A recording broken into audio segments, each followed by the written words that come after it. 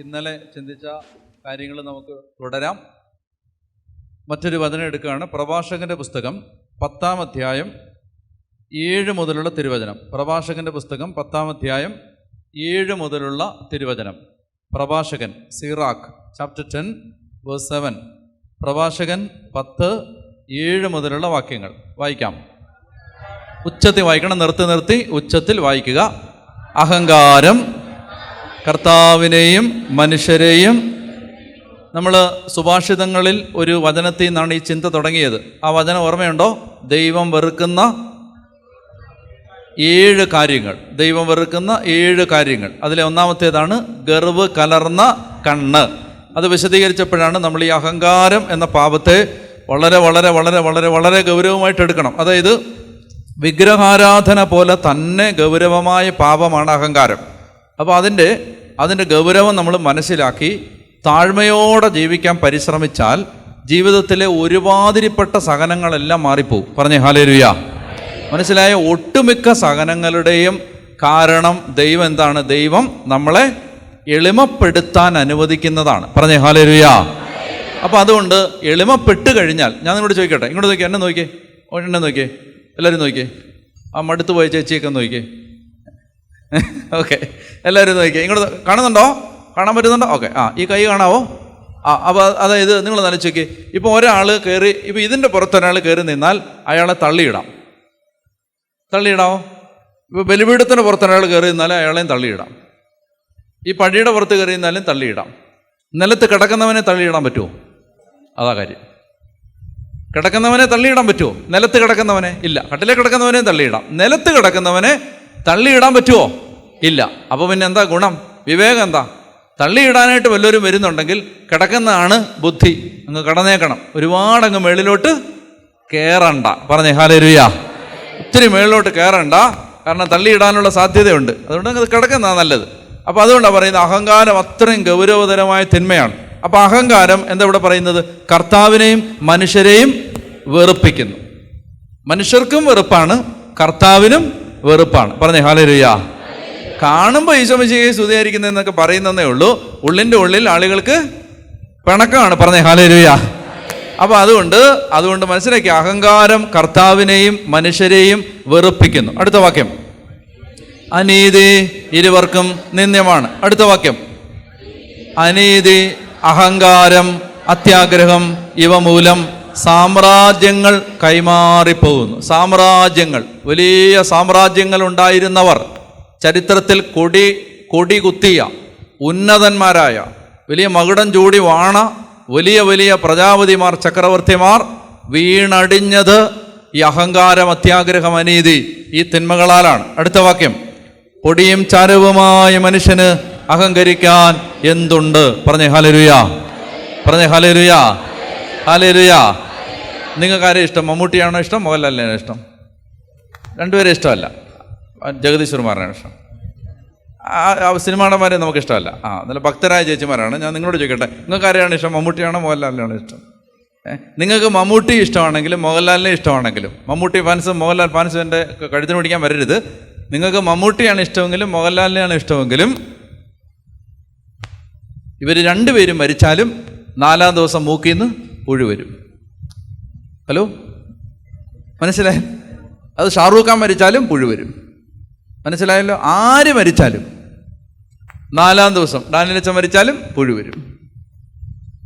ഇത്രയേ ഉള്ളൂ മനുഷ്യൻ. പൊടിയും ചാരവുമായ മനുഷ്യന് അഹങ്കരിക്കാൻ എന്തുണ്ട്? പറഞ്ഞേ ഹല്ലേലൂയ. പറഞ്ഞേ ഹല്ലേലൂയ. ഹല്ലേലൂയ. മനസ്സിലായില്ലേ?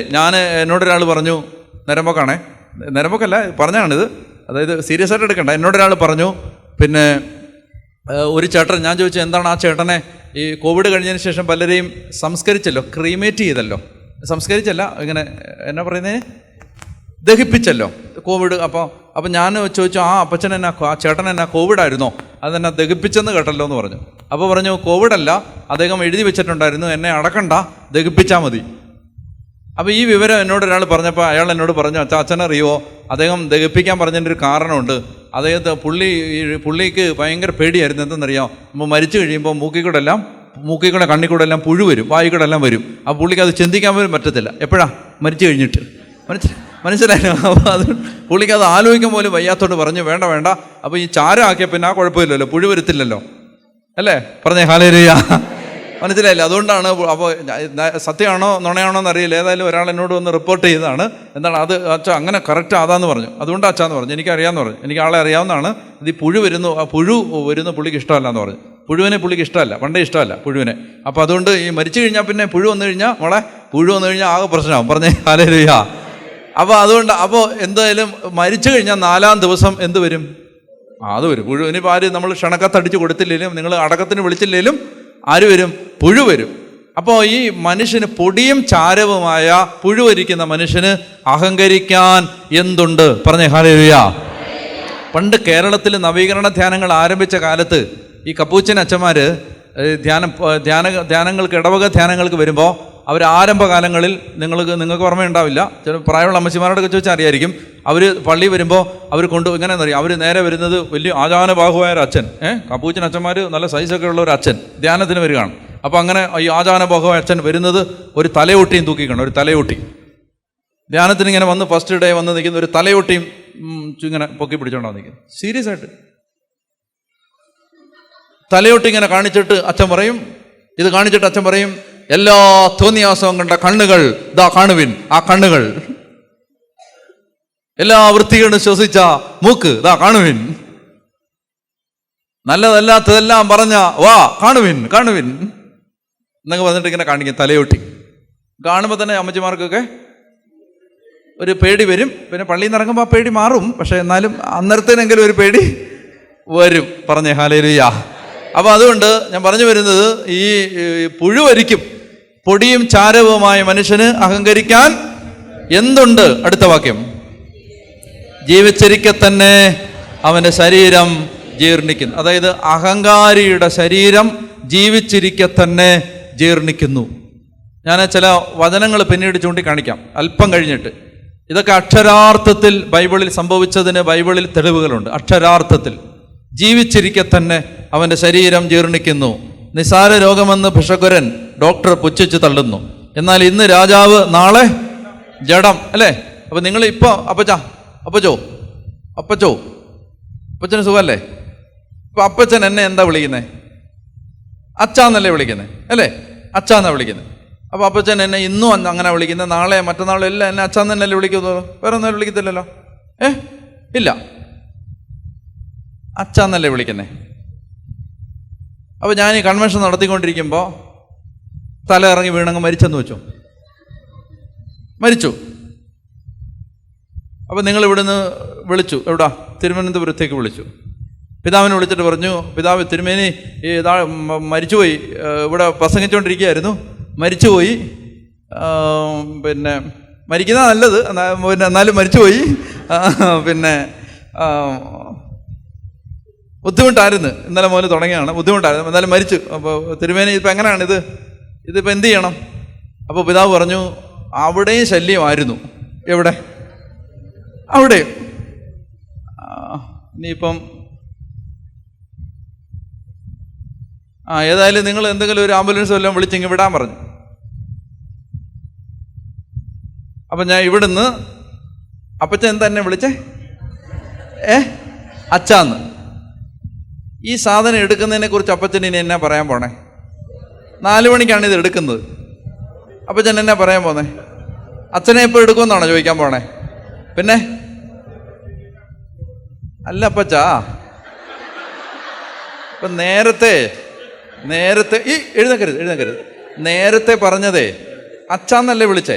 ഇപ്പം അച്ഛൻ വടിയായിട്ട് കിടക്കുകയാണ്, മരിച്ചുപോയി. അപ്പം മരിച്ചുപോയി കഴിഞ്ഞാൽ ഇനി ഈ ബോഡി അങ്ങ് കൊണ്ടുപോകണം തിരുവനന്തപുരത്തിന്. അപ്പം 4 മണിക്കാണ് എടുക്കുന്നതെന്ന് വെച്ചോ. അപ്പം അപ്പച്ചൻ എന്നാ ചോദിക്കുന്നത്? എന്നെ എടുക്കുമെന്നാ ചോദിക്കുന്നത്?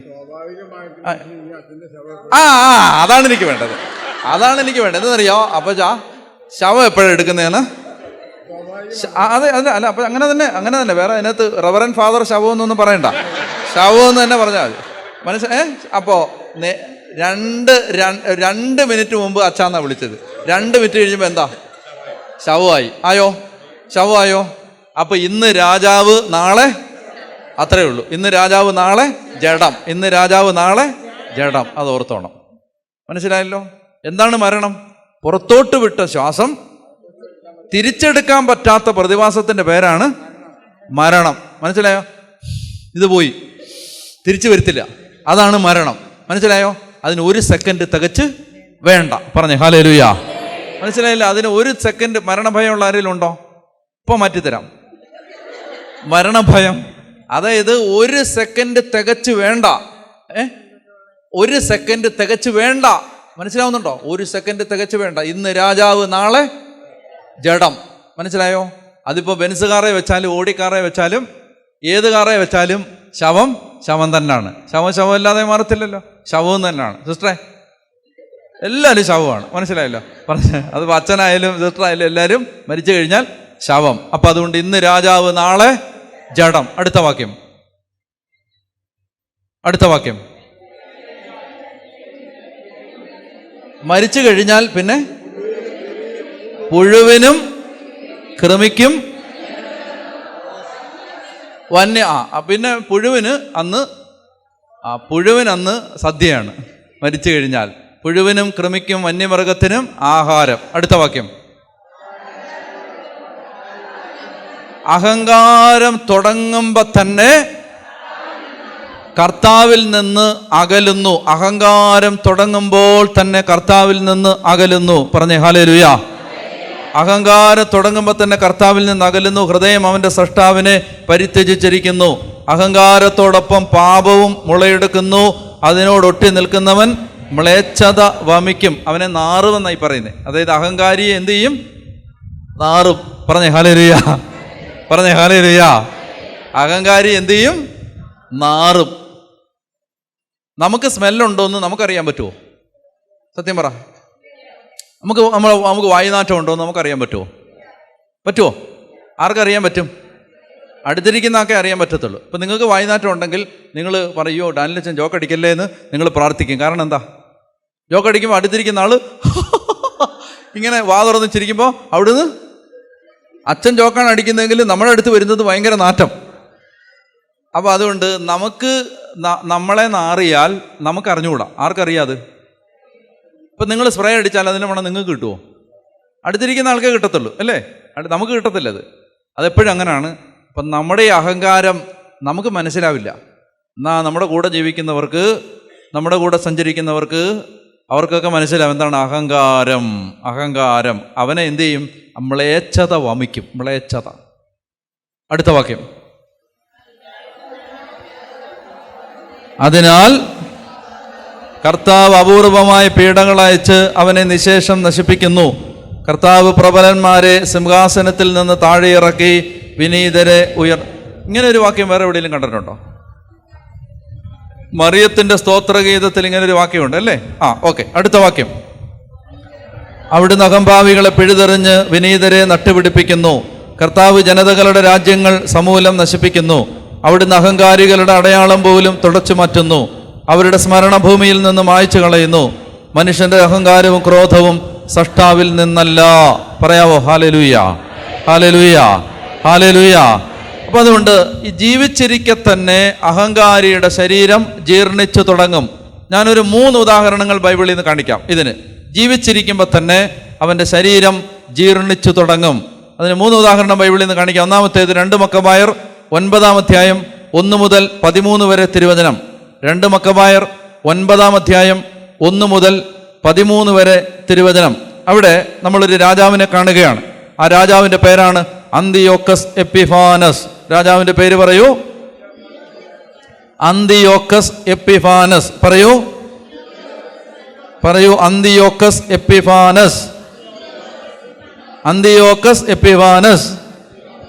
അതായത് ഈ അന്തിയോക്കസ് രാജാവിന്റെ പ്രത്യേകത എന്ന് പറഞ്ഞാൽ, ഇദ്ദേഹം പ്രത്യേകം ശ്രദ്ധിച്ചോണം, ഈ എതിർ ക്രിസ്തു, ആന്റി ക്രൈസ്റ്റ് കേട്ടിട്ടുണ്ടോ? ആ ആന്റി ക്രൈസ്റ്റിന്റെ വാഴ്ച ബൈബിൾ പറയുന്നതനുസരിച്ച് എത്ര കൊല്ലമെന്നറിയോ? എതിർ ക്രിസ്തുവിന് ഭൂമിയുടെ മേൽ ഒരധികാരം നൽകപ്പെടും. എത്ര കൊല്ലത്തേക്കെന്നാ ബൈബിൾ പറയുന്നത്? 3.5 വർഷം. എത്രയാണ്? 3.5 വർഷം. അങ്ങനെ ഈ 3.5 വർഷം ആ ഒരു യാഥാർത്ഥ്യം വരുന്നത് അന്തിയോക്കസ് എപ്പിഫാനസ് എതിർ ക്രിസ്തുവിൻ്റെ ബൈബിളിലെ ഒരടയാളമാണ് ഈ അന്തിയോക്കസ് എപ്പിഫാനസ്. അയാൾ യഹൂദരെ പീഡിപ്പിച്ച കാലമാണ് 3.5 വർഷം. മനസ്സിലായല്ലോ? അന്തിയോക്കസ് എപ്പിഫാനസ് യഹൂദരെ പീഡിപ്പിച്ച കാലമാണ് 3.5 വർഷം. ഇയാൾ ഗ്രീക്ക് രാജാവാണ്. ഈ യവന രാജാവ്, ഈ ഗ്രീക്ക് രാജാവ് അന്തിയോക്കസ് എപ്പിഫാനസ് 1-ാം നൂറ്റാണ്ടിനോട് അടുക്കുന്ന സമയത്ത് മക്കബാരുടെ പുസ്തകത്തിൽ നമ്മൾ കാണുന്ന സംഭവമാണ്. അയാൾ എന്ത് ചെയ്യുന്ന, അയാൾ ജെറുസലേം ദേവാലയത്തിലേക്ക് വന്നു. ദേവാലയത്തിൽ വന്നിട്ട് അതിനെ അദ്ദേഹം ഒരു ബ്രോത്തൽ ഹൗസ് ആക്കി മാറ്റി. എന്ന് പറഞ്ഞാൽ അതിനെ ഒരു വേശ്യാലയമാക്കി മാറ്റി. ദേവാലയത്തിൻ്റെ ഒരു സൈഡിൽ വേശ്യാവൃത്തി ആരംഭിച്ചു. ഇതാണ് നിങ്ങളൊരു കാര്യം കാണുന്നുണ്ടോ? വിനാശത്തിൻ്റെ അശുദ്ധ ലക്ഷണം വിശുദ്ധ സ്ഥലത്ത് നിൽക്കുന്നത് കാണുമ്പോഴെന്ന് യേശു പറയുന്നൊരു വാചകമുണ്ടല്ലോ. അത് ഈ അന്തിയോക്കസ് എപ്പിഫാനസ് കാണിച്ച കാര്യങ്ങളെ ഓർത്തുകൊണ്ടാണ് യേശു പറയുന്നത്. അതുപോലെ പിന്നീട് സംഭവിക്കുമെന്നാണ് പറയുന്നത്. അപ്പോൾ ഇവിടെ പറയുകയാണ്, ഈ അന്തിയോക്കസ് എപ്പിഫാനസ് ദേവാലയത്തെ ബ്രോത്തൽ ഹൗസ് ആക്കി മാറ്റി. മാത്രമല്ല, പ്രധാന ബലിപീഠത്തിൻ്റെ നടുക്ക് അദ്ദേഹം ഗ്രീക്ക് ദേവന്റെ വിഗ്രഹം സ്ഥാപിച്ചു ജെറുസലേം ദേവാലയത്തിനകത്ത്. അതാണ് വിനാശത്തിൻ്റെ അശുദ്ധ ലക്ഷണം വിശുദ്ധ സ്ഥലത്ത് കൊണ്ടുവച്ചെന്ന് പറയുന്നത്. അപ്പം അങ്ങനെ ഈ ഗ്രീക്ക് ദേവന്റെ രൂപവും സ്ഥാപിച്ചു, ദേവാലയത്തെ ബ്രോത്തൽ ഹൗസാക്കി മാറ്റുകയും ചെയ്തു. എന്നിട്ട് ദേവാലയത്തെ നശിപ്പിച്ചു, ദൈവിക സമ്പ്രദായങ്ങളെല്ലാം നിർത്തലാക്കി, ദൈവജനത്തെ പീഡിപ്പിച്ചു. ആ കാലമാണ് 3.5 വർഷം. അങ്ങനെ ഈ അന്തിയോക്കസ് ഇങ്ങനെ യഹൂദരെ പീഡിപ്പിച്ചതിൻ്റെ ഒടുവിൽ അയാൾക്ക് സംഭവിച്ചതിനെ കുറിച്ച് പറയുന്ന ഭാഗമാണ് ഇപ്പോൾ നമ്മൾ ഈ 9-ാമത്തെ അധ്യായത്തിൽ വായിക്കുന്നത്. അപ്പോൾ അതുകൊണ്ട് എല്ലാം വായിക്കണമെന്നില്ല, എല്ലാം വായിച്ചില്ലേ മനസ്സിലാവത്തില്ല. ആ ഒരു കാര്യം ചെയ്യാം, 9:1 മുതൽ ഞാൻ വായിക്കേണ്ടത് പറയാം. 1 മുതൽ വായിച്ചേ. അക്കാലത്ത് അന്തിയോക്കസ് പെർഷ്യാദേശത്ത് നിന്ന് തോറ്റു പിൻവാങ്ങി പെർസപ്പോളീസ് നഗരത്തിൽ പ്രവേശിച്ച് ക്ഷേത്രങ്ങൾ കവർച്ച ചെയ്യാനും നഗരം കീഴ്പ്പെടുത്താനും ഉദ്യമിച്ചു. എന്നാൽ നഗരവാസികൾ ആയുധവുമായി പാഞ്ഞെത്തി അവനെയും അനുയായികളെയും തോൽപ്പിച്ചു. അന്തിയോക്കസ് ലജ്ജിതനായി തിരിഞ്ഞോടി. നിക്കാനോറിനും തിമോത്തിയോസിന്റെ സൈന്യത്തിനും സംഭവിച്ചത് എക്ബത്താനയിലെത്തിയപ്പോൾ അവൻ അറിഞ്ഞു. ഉറക്കെ വായിക്കാം. കോപാക്രാന്തനായി അവൻ തന്നെ തുരത്തിയവരോടുള്ള പക യഹൂദരോട് വീട്ടാൻ തീരുമാനിച്ചു. ലക്ഷ്യസ്ഥാനത്തെത്തുന്നതുവരെ രഥം നിർത്താതെ ഓടിക്കാൻ സാരഥിക്ക് കൽപ്പന നൽകി. ദൈവത്തിൻ്റെ വിധി അവനെ അനുയാത്ര ചെയ്തിരുന്നു. എന്നാൽ ജെറുസലേമിലെത്തുമ്പോൾ അത് യഹൂദരുടെ ശ്മശാനമാക്കുമെന്ന് അവൻ എങ്ങനെ ഗർവോടെ പറഞ്ഞു. ഞാൻ ജെറുസലേമിലെത്തുമ്പോൾ അത് യഹൂദരുടെ ശ്മശാനമാക്കി മാറ്റുമെന്ന് അവൻ അഹങ്കാരത്തോടെ പറഞ്ഞു. എന്നാൽ ഇസ്രായേലിൻ്റെ ദൈവവും സർവദർശിയുമായ കർത്താവ് അദൃശ്യവും ദുഷ്ശമവുമായ, ദുഷ്ശമം എന്ന് പറഞ്ഞാൽ എന്താ അർത്ഥം? ശമനമില്ലാത്ത ഒരു പൊറുതിയില്ലാത്ത, ഒരു പ്രതിവിധിയില്ലാത്ത, അതാണ് ദുഷ്ശമം. ദുഷ്ശമവുമായ രോഗത്താൽ അവനെ പ്രഹരിച്ചു. പറഞ്ഞു തീർന്ന ഉടനെ നിശിതവും അപരിഹാര്യവുമായ ഉദരവേദന അവനെ പിടികൂടി. വളരെ പേരുടെ ഉദരങ്ങൾക്ക് കിരാതമായ പീഡനമേൽപ്പിച്ച അന്തിയോക്കസിന് ഇത് സംഭവിച്ചത് തികച്ചും യുക്തമാണ്. എന്നാൽ ഇതുകൊണ്ടും അവൻ ധിക്കാരം അവസാനിപ്പിച്ചില്ല. കൂടുതൽ ഗർവിഷ്ഠനായി ക്രോധത്താൽ ജ്വലിച്ചുകൊണ്ട് രഥവേഗം വർദ്ധിപ്പിക്കാൻ അവൻ ആജ്ഞാപിച്ചു. അതിവേഗം പാഞ്ഞുകൊണ്ടിരുന്ന തേരിൽ നിന്ന് അവൻ തെറിച്ചു വീണു. തൽഫലമായി അവന് സർവാംഗം വേദനയുണ്ടായി. അതിമാത്രമായ അഹങ്കാരത്താൽ തിരമാലകളെ ചൊൽപ്പിടിക്ക് നിർത്താമെന്നും ഉന്നത ശൈലങ്ങളെ ത്രാസിൽ തൂക്കാമെന്നും വ്യാമോഹിച്ച അവൻ നിലംപതിച്ച് മഞ്ചലിൽ വഹിക്കപ്പെട്ടു. ദൈവത്തിൻ്റെ ശക്തി എല്ലാവർക്കും ദൃശ്യമായി. ആ അധർമ്മിയുടെ ദേഹമാസകലം പുഴുക്കൾ നിറഞ്ഞു. കഠിന വേദന കൊണ്ട് പുളയുന്ന അവൻ്റെ മാംസം അവൻ ജീവിച്ചിരിക്കെ തന്നെ അഴുകിത്തുടങ്ങി. ദുർഗന്ധത്താൽ അറപ്പോടെ സൈന്യം അവനിൽ നിന്ന് അകന്നു. നക്ഷത്രങ്ങളെ എത്തിപ്പിടിക്കാൻ കഴിയുമെന്ന് വിചാരിച്ച അവനെ ദുസ്സഹമായ ദുർഗന്ധം നിമിത്തം ആർക്കും വഹിക്കാൻ കഴിഞ്ഞില്ല. കാണുന്നുണ്ടോ? ഇതാണ് ഈ അഹങ്കാരത്തിൻ്റെ പ്രശ്നം. അതായത് എവിടെ അഹങ്കാരം ഉണ്ടോ അവിടെ ദുർഗന്ധം ഉണ്ടാവും. എവിടെ അഹങ്കാരം ഉണ്ടോ അവിടെ ദുർഗന്ധം. അവിടെ ഭാര്യയ്ക്ക് കൂടെ നിൽക്കാൻ പറ്റില്ല, പിന്നെ മക്കൾക്ക് കൂടെ നിൽക്കാൻ പറ്റില്ല, ഭർത്താവിന് കൂടെ നിൽക്കാൻ പറ്റില്ല, മാതാപിതാക്കന്മാർക്ക് നിൽക്കാൻ പറ്റില്ല, സുഹൃത്തുക്കളുണ്ടാവില്ല. ഇതാണ്, അതായത് അഹങ്കാരം ഉള്ളവൻ്റെ ശരീരത്തിൽ നിന്നും മനസ്സിൽ നിന്നും ജീവിതത്തിൽ നിന്നും വരുന്ന എന്താണ്? ദുർഗന്ധം. അവനെല്ലാവരും അവൻ്റെ അടുത്തു നിന്ന് മാറും. പറഞ്ഞേ ഹല്ലേലൂയ, പറഞ്ഞേ ഹല്ലേലൂയ. അപ്പോൾ ഇതാണ് 1-ാമത്തെ ഉദാഹരണം, അന്തിയോക്കസ് എപ്പിഫാനസ്. എഴുതി വെച്ചോ. 1-ാമത്തേത് അന്തിയോക്കസ് എപ്പിഫാനസ്. 2-ാമത്തേത് ദാനിയേലിന്റെ പുസ്തകത്തിൽ വേറൊരു രാജാവിനെ നമ്മൾ കാണുകയാണ്. ദാനിയേലിന്റെ പുസ്തകം 4-ാം അധ്യായം 29 മുതൽ. ആ രാജാവിൻ്റെ പേരാണ് നെബുക്കദ്നേസർ രാജാവ്. ഒന്നാമത്തെ രാജാവ് ആരാണ്? അന്തിയോക്കസ് എപ്പിഫാനസ്. രണ്ടാമത്തെ രാജാവ് ആരാണ്? നെബുക്കദ്നേസർ രാജാവ്. ആരാണിത്? ദാനിയേൽ 4-ാം അധ്യായം 29 മുതൽ 33 വരെ വാക്യങ്ങൾ. അത് എടുക്കുക. അത് വായിക്കുന്നതിന് മുമ്പ് എന്താണ് പശ്ചാത്തലം എന്നൂടെ അറിയണം. ദാനിയേലിൻ്റെ പുസ്തകത്തിൽ വിവരിക്കുന്നത് ഇസ്രായേലിൻ്റെ പ്രവാസകാലമാണ്. എന്താണ് പ്രവാസകാലം എന്ന് പറഞ്ഞാൽ? പ്രവാസം, എക്സൈൽ, പ്രവാസം, ബാബിലോൺ പ്രവാസം. കേട്ടിട്ടുണ്ടോ? അമ്മച്ചി കേട്ടിട്ടുണ്ടോ? പ്രവാസം, പ്രസവം എന്ന് കേട്ടിട്ടുണ്ടോ? അങ്ങോട്ടും ഇങ്ങോട്ടൊക്കെ വള്ളിയും പുള്ളിയും മാറിയ പ്രവാസമായി. പ്രവാസം, എക്സൈൽ എന്ന് പറഞ്ഞാൽ എന്താ? അവര് നാട് കടത്തി.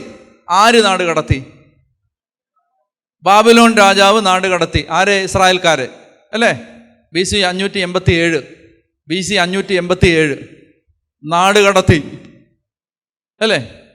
നാട് കടത്തി. എങ്ങോട്ട് നാട് കടത്തി? ബാബിലോണിലേക്ക്. ആ നാട് കടത്തിയ രാജാവിൻ്റെ പേരാണ് നെബുക്കദ്നേസർ. എന്താണ്? നെബുക്കദ്നേസർ രാജാവ് നാട് കടത്തി. എന്നിട്ട് ആ രാജാവിൻ്റെ കാലത്ത് നടന്നൊരു സംഭവമാണ്.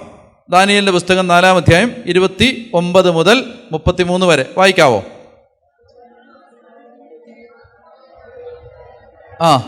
അതായത് ഇങ്ങനെ വായിച്ചേ. അതായത് ഈ 29 മുതൽ 4 അല്ലേ? 4 29 വായിക്കാം. 12 മാസം കഴിഞ്ഞ് ബാബിലോണിലെ രാജകൊട്ടാരത്തിൻ്റെ മട്ടുപ്പാവിൽ ഉലാത്തുമ്പോൾ രാജാവ് പറഞ്ഞു, എൻ്റെ രാജകീയ മഹത്വത്തിന് വേണ്ടി രാജമന്ദിരമായി എൻ്റെ മഹാപ്രഭാവത്താൽ ഞാൻ നിർമ്മിച്ചതല്ലേ മഹതിയായ ഈ ബാബിലോൺ. മനസ്സിലായി? അതായത് ഒരാൾ പറയുകയാണ്, വലിയ ബാബിലോൺ, നിങ്ങൾക്കറിയാം, പുരാതനമായ ലോക മഹാത്ഭുതങ്ങളിൽ ഒന്നാണ് ബാബിലോണിലെ ഹാങ്ങിങ് ഗാർഡൻ, തൂങ്ങിക്കിടക്കുന്ന ഉദ്യാനം അല്ലേ? കേട്ടിട്ടുണ്ടോ? അപ്പോൾ അങ്ങനെ ഈ ബാബിലോൺ നഗരം എന്ന് പറഞ്ഞാൽ അതിൻ്റെ ചരിത്രമൊക്കെ പറഞ്ഞാൽ ഒരുപാട് പറയാനുണ്ട്. ഈ യൂഫ്രട്ടീസ് നദിയാണ് ബാബിലോൺ നഗരത്തിൻ്റെ അതിര്, യൂഫ്രട്ടീസ് നദി. അതുകൊണ്ട് ഇവർക്ക് എന്നും ഒരു അഹങ്കാരം ഉണ്ടായിരുന്നു. ആ അഹങ്കാരം ആരും തങ്ങളെ ഈ നദി കടന്ന് എല്ലാ കാലത്തും ഇങ്ങനെ കരകവിഞ്ഞൊഴുകുന്ന യൂഫ്രട്ടീസ് നദിയാണ് ഈ നഗരത്തിൻ്റെ അതിര്. ഇനി നഗര കവാടങ്ങൾ എവിടെ നിന്നറിയാമോ? നദിയുടെ അടിയിലാണ്. ആ സിറ്റിയുടെ കൺസ്ട്രക്ഷൻ എങ്ങനെയെന്ന് വെച്ചാൽ ഈ സിറ്റി ഗേറ്റുകൾ നദിയുടെ അടിയിലാണ്. അങ്ങനെയാണ് അതിൻ്റെ കൺസ്ട്രക്ഷൻ. ഇനി ഏതാണ്ട് 12 നഗര കവാടങ്ങളുണ്ട്. ആ നഗര കവാടത്തിൽ ഏത് കവാടമാണ് തുറക്കുന്നതെന്ന് അറിഞ്ഞൂടാ ഒരാൾക്കകത്ത് കയറണമെങ്കിൽ. അപ്പോൾ യൂഫ്രട്ടീസ് നദിയാണ് അതിര്. കേട്ടോണേ. ഇനി അകത്ത് കയറിയാൽ തന്നെ വിഴുങ്ങാൻ കാത്തു നിൽക്കുന്ന മുതലകളുണ്ട് അകത്ത്. അപ്പോൾ ഇവർക്കൊരു ഭയങ്കര അഹങ്കാരം ഉണ്ടായിരുന്നു.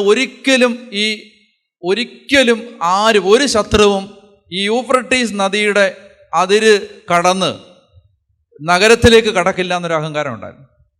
പിന്നെ ബാബിലോണിൻ്റെ പ്രതാപം, സമ്പത്ത്, അധികാരം, ആ ലോകം മുഴുവൻ കീഴടക്കിയ ഒരു സാമ്രാജ്യമായിരുന്നു ബാബിലോൺ. ആ സാമ്രാജ്യ അധിപൻ വലിയൊരു കൊട്ടാരം പണിതിട്ട് ആ കൊട്ടാരത്തിൻ്റെ മട്ടുപ്പാവിൽ നിന്ന് ഈ നഗരത്തെ മുഴുവൻ നോക്കി, നഗര സൗന്ദര്യത്തിൻ്റെ മുഴുവൻ സൗന്ദര്യങ്ങളും ഇങ്ങനെ നോക്കി നിന്നിട്ട് ഈ മനുഷ്യൻ ഉച്ചത്തിൽ ഇങ്ങനെ പ്രഖ്യാപിക്കുകയാണ്, എൻ്റെ രാജകീയ മഹത്വത്തിന് വേണ്ടി, എൻ്റെ മഹത്വത്തിന് വേണ്ടി, എൻ്റെ വലിപ്പത്തിന് വേണ്ടി, എനിക്കാളാവുന്നതിന് വേണ്ടി, ഞാൻ വലുതാണെന്ന് കാണിക്കുന്നതിന് വേണ്ടി, എൻ്റെ രാജകീയ മഹത്വത്തിന് വേണ്ടി രാജമന്ദിരമായി എൻ്റെ മഹാപ്രഭാവം, കണ്ടോ അല്ല വാക്കുകൾ ശ്രദ്ധിക്കുക, എൻ്റെ മഹാപ്രഭാവത്തെ, എൻ്റെ ശക്തി കൊണ്ട് ഞാൻ നിർമ്മിച്ചതല്ലേ മഹതിയായ ഈ ബാബിലോൺ. അഹങ്കാരം. ഈ വാക്കുകൾ രാജാവിൻ്റെ വായിൽ നിന്ന് വീഴുന്നതിന് മുമ്പ് തന്നെ സ്വർഗത്തിൽ നിന്ന് ഒരു സ്വരം കേട്ടു, നെബുക്കദ്നേസർ രാജാവേ, നിന്നോടാണ് പറയുന്നത്, രാജ്യം നിന്നിൽ നിന്ന് വേർപെട്ടിരിക്കുന്നു. നീ മനുഷ്യരുടെ ഇടയിൽ നിന്ന് ഓടിക്കപ്പെടുകയും നിന്റെ വാസം വന്യമൃഗങ്ങളോടൊത്ത് ആയിരിക്കുകയും ചെയ്യും. കാളയെപ്പോലെ നീ പുല്ല് തിന്നും. മനുഷ്യരുടെ രാജ്യം ഭരിക്കുന്നത് അത്യുന്നതനാണെന്നും താൻ ഇച്ഛിക്കുന്നവന് അവിടുന്ന് അത് നൽകുമെന്നും നീ അറിയുന്നതുവരെ 7 സംവത്സരം കടന്നുപോകും. അപ്പോൾ തന്നെ ആ വാക്കുകൾ നെബൂഖദ്നേസറിൽ നിവൃത്തിയായി. അവൻ മനുഷ്യരുടെ ഇടയിൽ നിന്ന്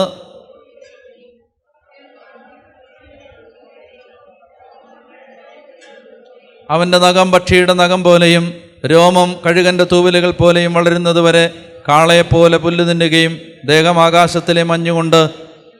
ഇത് ഞാനിതിനെക്കുറിച്ച് വായിച്ചപ്പോൾ അതിൽ പണ്ഡിതന്മാർ പറയുന്നത് ഇതൊരു മാനസിക രോഗമായെന്ന്. അവന് ഒരു മാനസിക രോഗമായി. അതിന് ബ്രാൻത്രോപ്പിയോ അങ്ങനെ കണ്ട് പറഞ്ഞൊരു പേരുണ്ട് അതിന്, അല്ലേ? അങ്ങനെ ഒരു പേരുണ്ട് അതിന്, ബ്രാൻത്രോപ്പി.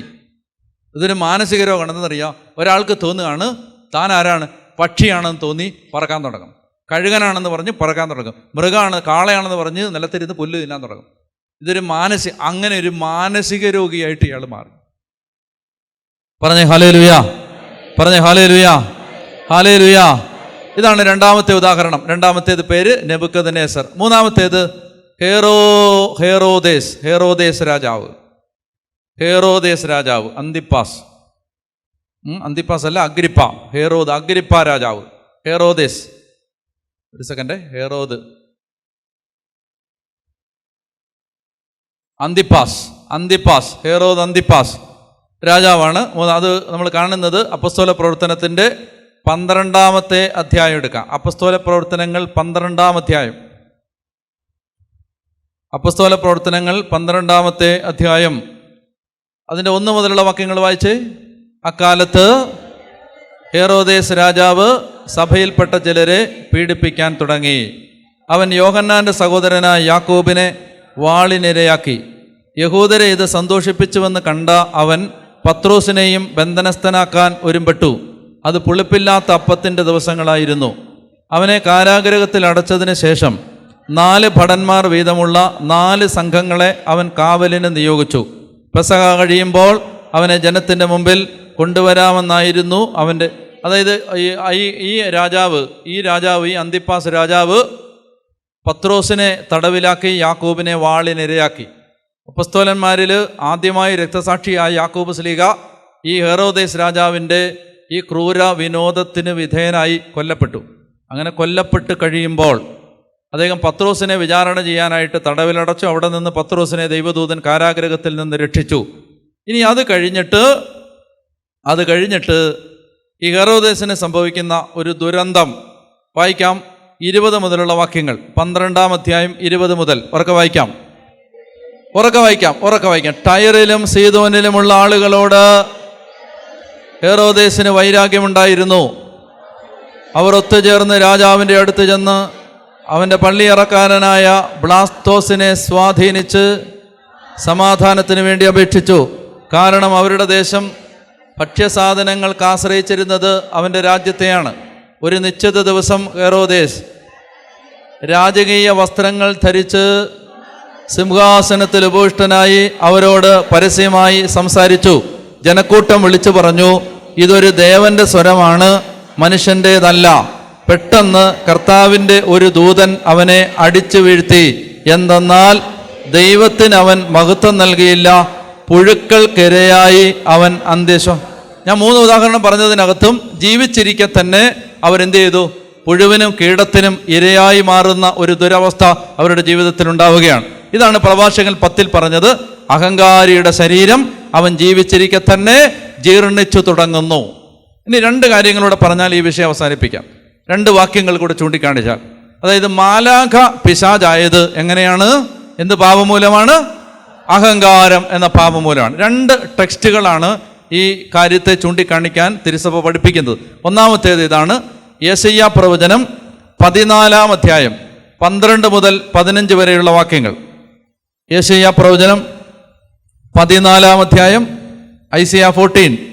യെശയ്യാ പ്രവചനം 14-ാം അധ്യായം 12 മുതൽ 15 വരെ വാക്യങ്ങൾ. യെശയ്യാ 14, 12 മുതൽ 15 വരെ ഉറക്കെ വായിക്കണം കേട്ടോ. ഉഷസിന്റെ പുത്രനായ പ്രഭാത നക്ഷത്രമേ, നിർത്തിക്കേ. പ്രഭാത നക്ഷത്രം, മോർണിംഗ് സ്റ്റാർ എന്ന് പറഞ്ഞാൽ ലൂസിഫർ എന്ന വാക്കിൻ്റെ അർത്ഥമാണ് പ്രഭാത നക്ഷത്രം, ഉദയ നക്ഷത്രം എന്നാണ് ലൂസിഫർ എന്ന വാക്കിന്റെ അർത്ഥം. പറഞ്ഞേ ഹല്ലേലൂയ. അപ്പോ വായിക്കാം. ഉഷസിന്റെ പുത്രനായ പ്രഭാത നക്ഷത്രമേ, നീ എങ്ങനെ ആകാശത്ത് നിന്ന് വീണു? ജനതകളെ കീഴടക്കിയിരുന്ന നിന്നെ എങ്ങനെ തറയിൽ വെട്ടി വീഴ്ത്തി? നീ തന്നെത്താൻ പറഞ്ഞു, ഞാൻ സ്വർഗത്തിലേക്ക് കയറും. അപ്പോൾ അവൻ എന്ത് ചെയ്തു? അവൻ ഇങ്ങനെ ഹൃദയത്തിൽ പറഞ്ഞു. തന്നെത്താൻ പറഞ്ഞു എന്ന് പറഞ്ഞാൽ വെളി പറഞ്ഞില്ല, ഉള്ളിൽ പറഞ്ഞു. കണ്ടോ, അഹങ്കാരം മുളയെടുക്കുന്നത് ഒരുവന്റെ ഉള്ളിലാണ്. അവൻ ഉള്ളിൽ പറയുകയാണ്, ഞാൻ സ്വർഗത്തിലേക്ക് കയറും. ഉന്നതത്തിൽ ദൈവത്തിൻ്റെ നക്ഷത്രങ്ങൾക്കുപരി എൻ്റെ സിംഹാസനം ഞാൻ സ്ഥാപിക്കും. ഉത്തരദിക്കിൻ്റെ അതിർത്തിയിലെ സമാഗമ പർവ്വതത്തിൻ്റെ മുകളിൽ ഞാൻ ഇരിക്കും. ഉന്നതമായ മേഘങ്ങൾക്ക് മീതെ ഞാൻ കയറും. ഞാൻ അത്യുന്നതനെ പോലെ ആകും. എന്നാൽ നീ പാതാളത്തിൻ്റെ അഗാധ ഗർത്തങ്ങളിലേക്ക്. കണ്ടോ, ഇതിനകത്ത് 5 തവണ ആവർത്തിക്കപ്പെടുന്നൊരു വാക്കുണ്ട്. എന്താ അത്? ഞാൻ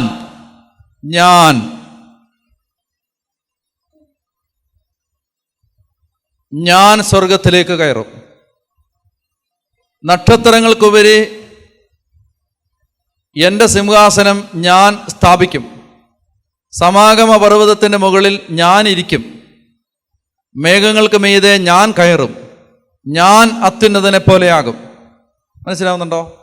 അപ്പോൾ മാലാഖയെ പിശാചാക്കി മാറ്റിയത് ഈ അഹങ്കാരമാണ്. എന്നെ ശ്രദ്ധിക്കുക. അതുകൊണ്ട് ഈ വചനങ്ങളെല്ലാം വായിച്ച് ഈശോ എന്താ പറഞ്ഞത്? ഞാൻ നിങ്ങളോട് അരുളി ചെയ്ത ഈ വചനങ്ങൾ നിമിത്തം നിങ്ങൾ, അതായത് നമ്മുടെ ഹൃദയത്തിൽ പരിശുദ്ധാത്മാവ് ആദ്യമായിട്ട് തന്നിരിക്കുന്ന ബോധ്യം ഇതാണ്: നമ്മൾ അഹങ്കാരം ഉപേക്ഷിച്ച് എളിമപ്പെടണം. അഹങ്കാരത്തിൻ്റെ പ്രത്യേകത, അഹങ്കാരം 1-ാം പ്രമാണ ലംഘനമാണ്. വിഗ്രഹാരാധന പോലെ തന്നെ ഗൗരവമുള്ള പാപമാണ് അഹങ്കാരം. അത് വിഗ്രഹാരാധന തന്നെയാണ്. അവിടെ ആരാണ് വിഗ്രഹം? അഹങ്കരിക്കുന്ന ഒരാളുടെ ഉള്ളിലെ വിഗ്രഹം ആരാണ്? അവനവൻ തന്നെയാണ്. അവനവൻ തന്നെയാണ് വിഗ്രഹം. അവനവൻ തന്നെ. സ്വാർത്ഥ സ്നേഹം, നാർസിസിസം, സെൽഫ് ലവ്. തന്നോട് മാത്രമേ സ്നേഹമുള്ളൂ, തന്നോട് മാത്രം. പറഞ്ഞേ ഹല്ലേലൂയ, ഹല്ലേലൂയ. MD വാസുദേവൻ നായരുടെ ഒരു നോവലിൽ ഒരു പെങ്കൊച്ച് പറയുന്നുണ്ട്, സേതുവേട്ടൻ ലോകത്തൊരാളെ സ്നേഹിച്ചിട്ടുള്ളൂ. ആരെയെന്നറിയോ? സേതുവേട്ടനെ. സേതുവേട്ടൻ ലോകത്തൊറ്റ ആളെ സ്നേഹിച്ചിട്ടുള്ളൂ. ആരെയാ? സേതുവേട്ടനെ. ഇതിൻ്റെ പേരാണ് അഹങ്കാരം.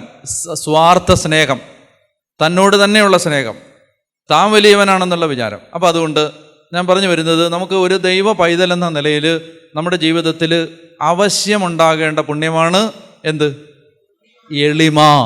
എളിമയുള്ളവരെയാണ് ദൈവം ഉയർത്തുന്നത്. അപ്പോൾ അതുകൊണ്ട് അഹങ്കാരം, ഞാൻ 2-3 പ്രായോഗികമായ കാര്യങ്ങൾ പറയുകയാണ്. കുറച്ച് പ്രായോഗികമായി. ഞാൻ ഇരുന്നോട്ടെ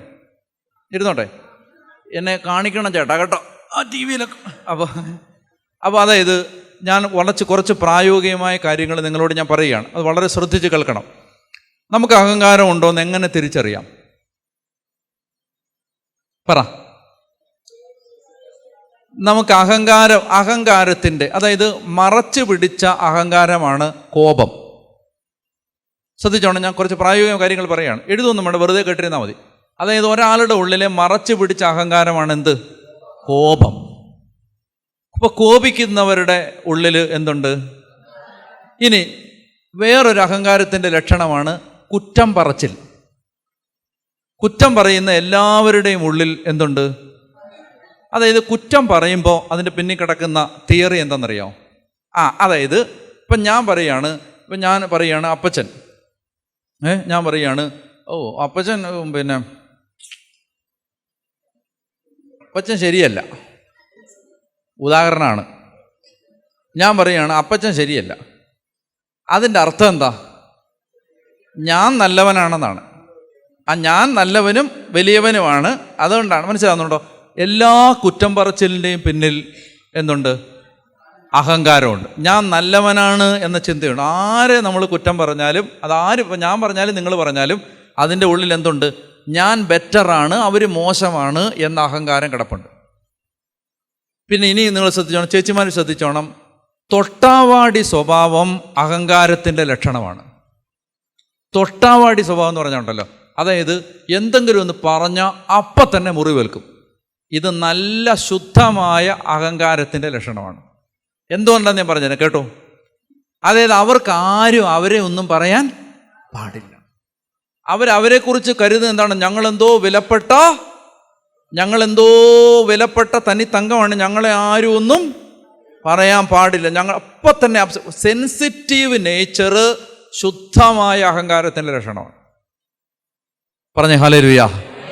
മനസ്സിലാവുന്നുണ്ടോ? അഹങ്കാരം ഇല്ല എന്ന് പറഞ്ഞുകൊണ്ടിരിക്കുകയല്ലായിരുന്നോ? ഇപ്പം ഞാൻ കാണിച്ചു തരാം ഉണ്ടോ ഇല്ലയോ എന്ന്. അതായത് അഹങ്കാരം എന്ന് പറയുന്നത് ഇത് എന്നെ ആരും ഒന്നും പറയാൻ പാടില്ല. അയ്യോ അപ്പോൾ പറയാം എന്താ ഇങ്ങനെ? അത് അവർ പറഞ്ഞു ഇത് പിന്നെ ഡാനിലച്ചൻ യൂട്യൂബിൽ കണ്ട പോലെ അത്രയും അങ്ങോട്ട് ശരിയായില്ല എന്ന് പറഞ്ഞു. ഞാൻ വൈകുന്നേരം ആകുമ്പോഴത്തേന് വിഷമിച്ചിരിക്കുകയാണ്. അവരങ്ങനെ പറയേണ്ട കാര്യമുണ്ടോ? അവർക്ക് അത് വിഷമിച്ചിരിക്കുകയാണ്. അപ്പോൾ രണ്ടാമത്തെ ദിവസം എന്നെ വിളിച്ചിട്ട് പറഞ്ഞു, അച്ഛാ ഞാൻ വരുന്നില്ല, അവർ യൂട്യൂബിൽ കാണട്ടെ, ഞാൻ വരുന്നില്ല. ഇതെന്താ ഇത് അഹങ്കാരമാണ്. ഈ സെൻസിറ്റീവ് നേച്ചർ എന്താണ്? അഹങ്കാരം. പെട്ടെന്ന് അവർ മുറിവേൽക്കും, വേഗം മുറിവേൽക്കുകയാണ്. എന്നെ ഒന്നും പറയാൻ പാടില്ല. പിന്നെ ഇടയ്ക്കിടയ്ക്ക് വായിന്ന് വരുന്നൊരു വാചകം ഉണ്ടല്ലോ, എൻ്റെ സ്വഭാവം അവൻ അറിയാൻ പാടില്ലഞ്ഞിട്ടാണ്. അല്ലല്ല, എല്ലാവർക്കും അറിയാം ഇയാളുടെ സ്വഭാവം. എൻ്റെ സ്വഭാവം, എൻ്റെ ശരിക്കുള്ള സ്വഭാവം, ഇനി എൻ്റെ പഴയ സ്വഭാവം.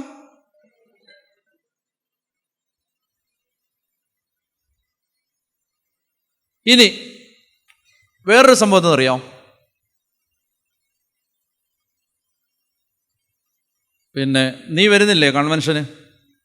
എന്നോടാരും പറഞ്ഞില്ല.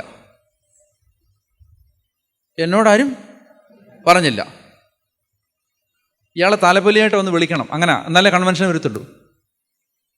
എന്നോടാരും പറഞ്ഞില്ല. എനിക്കൊന്നും കേൾക്കണ്ട, എന്നോടാരും പറഞ്ഞില്ലല്ലോ.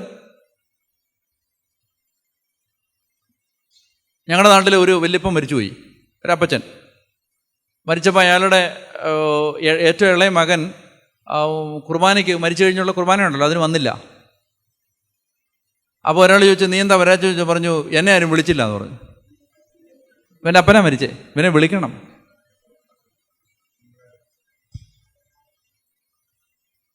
എന്നോടാരും ഒന്നും പറഞ്ഞില്ല എന്ന് പറഞ്ഞു. മനസ്സിലാവുന്നുണ്ടോ? അതായത് നമ്മളെ തന്നെ എല്ലാവരും ഇങ്ങനെ ശ്രദ്ധിച്ചുകൊണ്ടിരിക്കണം, എല്ലാവരും നമ്മുടെ കാര്യം തന്നെ നോക്കിക്കൊണ്ടിരിക്കണം, നമ്മളെ എല്ലാവരും അറ്റൻഡ് ചെയ്തുകൊണ്ടിരിക്കണം. എനിക്ക് വെള്ളം കൊണ്ടുവച്ചില്ലേ, ഇത് അരമണിക്ക് വെള്ളം അവിടെ വാങ്ങി നോക്കിയിരുന്നോ കേട്ടോ, വെള്ളം കൊണ്ടുവച്ചില്ലേ, ഇതെന്താ ഇത്? പറ. അഹങ്കാരം. മനസ്സിലായില്ലേ? മുറിക്കകത്ത് കഥ അടച്ചിരിക്കുകയാണ്, എല്ലാവരും 1 മണിയായി 2 മണിയായി, എല്ലാവരും പോയി ഭക്ഷണം കഴിച്ചിട്ട് വന്ന് അവരുടെ കാര്യം നോക്കിപ്പോയി. ഇങ്ങനെ മുഖം വെറുപ്പിച്ചിരിക്കുകയാണ് മുറിക്കകത്ത്. എന്താ കാര്യം? ഭക്ഷണം കഴിക്കാൻ എല്ലാവരും വേണേ പോയി തിന്നണം, വേണം. മനസ്സിലായില്ലേ? ഇനി നിന്നെ താലപ്പൊലിയായിട്ട് ഒന്ന് വിളിക്കാം ഭക്ഷണം കഴിക്കാൻ. ആകെപ്പാടെ ഉള്ളത് 2 ഉണക്ക റൊട്ടിയാണ്. ഇനി അത് നിന്നെ താലപ്പൊലിയായിട്ടൊന്ന് പറഞ്ഞേ ഹല്ലേലൂയ, ഹല്ലേലൂയ. മനസ്സിലാവുന്നുണ്ടോ? ഇങ്ങനെ ഒരു 100,000 കാര്യങ്ങളിൽ നമ്മുടെ അകത്തെ അഹങ്കാരം കിടപ്പുണ്ട്. അപ്പോൾ ഇത് വളരെ സൂക്ഷിച്ച് നോക്കിയാൽ മാത്രമേ ഇത് കാണാൻ പറ്റൂ, നമ്മുടെ അകത്ത് അഹങ്കാരമുണ്ടോ ഇല്ലയോ. അപ്പോൾ അതുകൊണ്ട് ഞാൻ പറയുകയാണ്, ഇന്ന് നമ്മളെ കർത്താവ് ഇന്ന് ഈ വചനം നമ്മളോട് പറയുമ്പോൾ, ഈശോ നമ്മളെ ഈ വചനം വഴിയായിട്ട് ശുദ്ധീകരിക്കുമ്പോൾ, നമുക്ക് കർത്താവിൻ്റെ സന്നിധിയിൽ ഇന്നും എല്ലാ ദിവസവും ഒരു പുസ്തകത്തിൻ്റെ ടൈറ്റിൽ ഇങ്ങനെയാണ്, ഏറ്റവും പ്രയാസമേറിയ സുഹൃതം. ഏതാ അത്? എളിമ. ഏറ്റവും പ്രയാസമേറിയ സുഹൃതം എളിമ. പ്രയാസമാണത്. പ്രയാസം. മിണ്ടാതിരിക്കുക, എന്തെങ്കിലും പറയുമ്പോൾ പ്രതികരിക്കാതിരിക്കുക, വിട്ടുകൊടുക്കുക, ഒഴിഞ്ഞു മാറിപ്പോവുക, കണ്ടിൽ നിന്നടിക്കുക, നമ്മളെ ആരും ശ്രദ്ധിച്ചില്ലെങ്കിലും ദേഷ്യപ്പെടാതിരിക്കുക. പ്രയാസമാണ്. പറഞ്ഞേ ഹല്ലേലൂയ, പറഞ്ഞേ ഹല്ലേലൂയ. വളരെ പ്രയാസമാണ്. പക്ഷേ ഈ പ്രയാസമേറിയ സുഹൃതത്തിലൂടെയാണ് കൃപ വർഷിക്കപ്പെടുന്നത്. 1 പത്രോസ് 5:5 ദൈവം അഹങ്കാരികളെ എതിർക്കുകയും എളിമയുള്ളവർക്ക് കൃപ നൽകുകയും ചെയ്യുന്നു. ദൈവം അഹങ്കാരികളെ എതിർക്കുകയും എളിമയുള്ളവർക്ക് കൃപ നൽകുകയും ചെയ്യുന്നു. പറഞ്ഞേ ഹല്ലേലൂയ, ഹല്ലേലൂയ. ഒന്ന് കണ്ണടച്ച് കർത്താവിൻ്റെ സന്നിധിയിൽ പൂർണ്ണമായിട്ടും നമ്മളെ ഈ മേഖലയിൽ നിന്ന് വിട്ടുകൊടുത്തിട്ട് ദൈവമേ എൻ്റെ ജീവിതത്തിൽ ഈ പറഞ്ഞ വചനങ്ങളുടെ എല്ലാം വെളിച്ചത്തിൽ ഒരുപാട് അഹങ്കാരമുണ്ട്. ഞാൻ അഹങ്കാരിയാണ്, ഞാൻ അഹംഭാവവും ഗർവമുള്ളവനാണ്. ദൈവമായ കർത്താവേ, ഈ നിമിഷം അങ്ങയുടെ കരുണ എൻ്റെ മേൽ വർഷിക്കണമേ എന്ന് പ്രാർത്ഥിക്കുന്നു. കർത്താവേ, ഞാൻ അറിവില്ലാതെ ഞാൻ ചെയ്തു പോയ, എൻ്റെ ജീവിതത്തിൽ തിരിച്ചറിയാതിരുന്ന എൻ്റെ അഹങ്കാരത്തെ ഓർത്ത് ദൈവമേ ഞാൻ പശ്ചാത്തപിക്കുന്നു.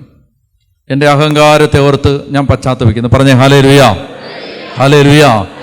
പിന്നെ വേറൊരു കാര്യം എന്താണെന്നറിയാം, വല്ലവർക്ക് ആർക്കെങ്കിലും എന്തെങ്കിലും നന്മ ചെയ്താൽ അതെല്ലാവരും അറിയണമെന്നുള്ള വിചാരം അഹങ്കാരത്തിൻ്റെ ലക്ഷണമാണ്.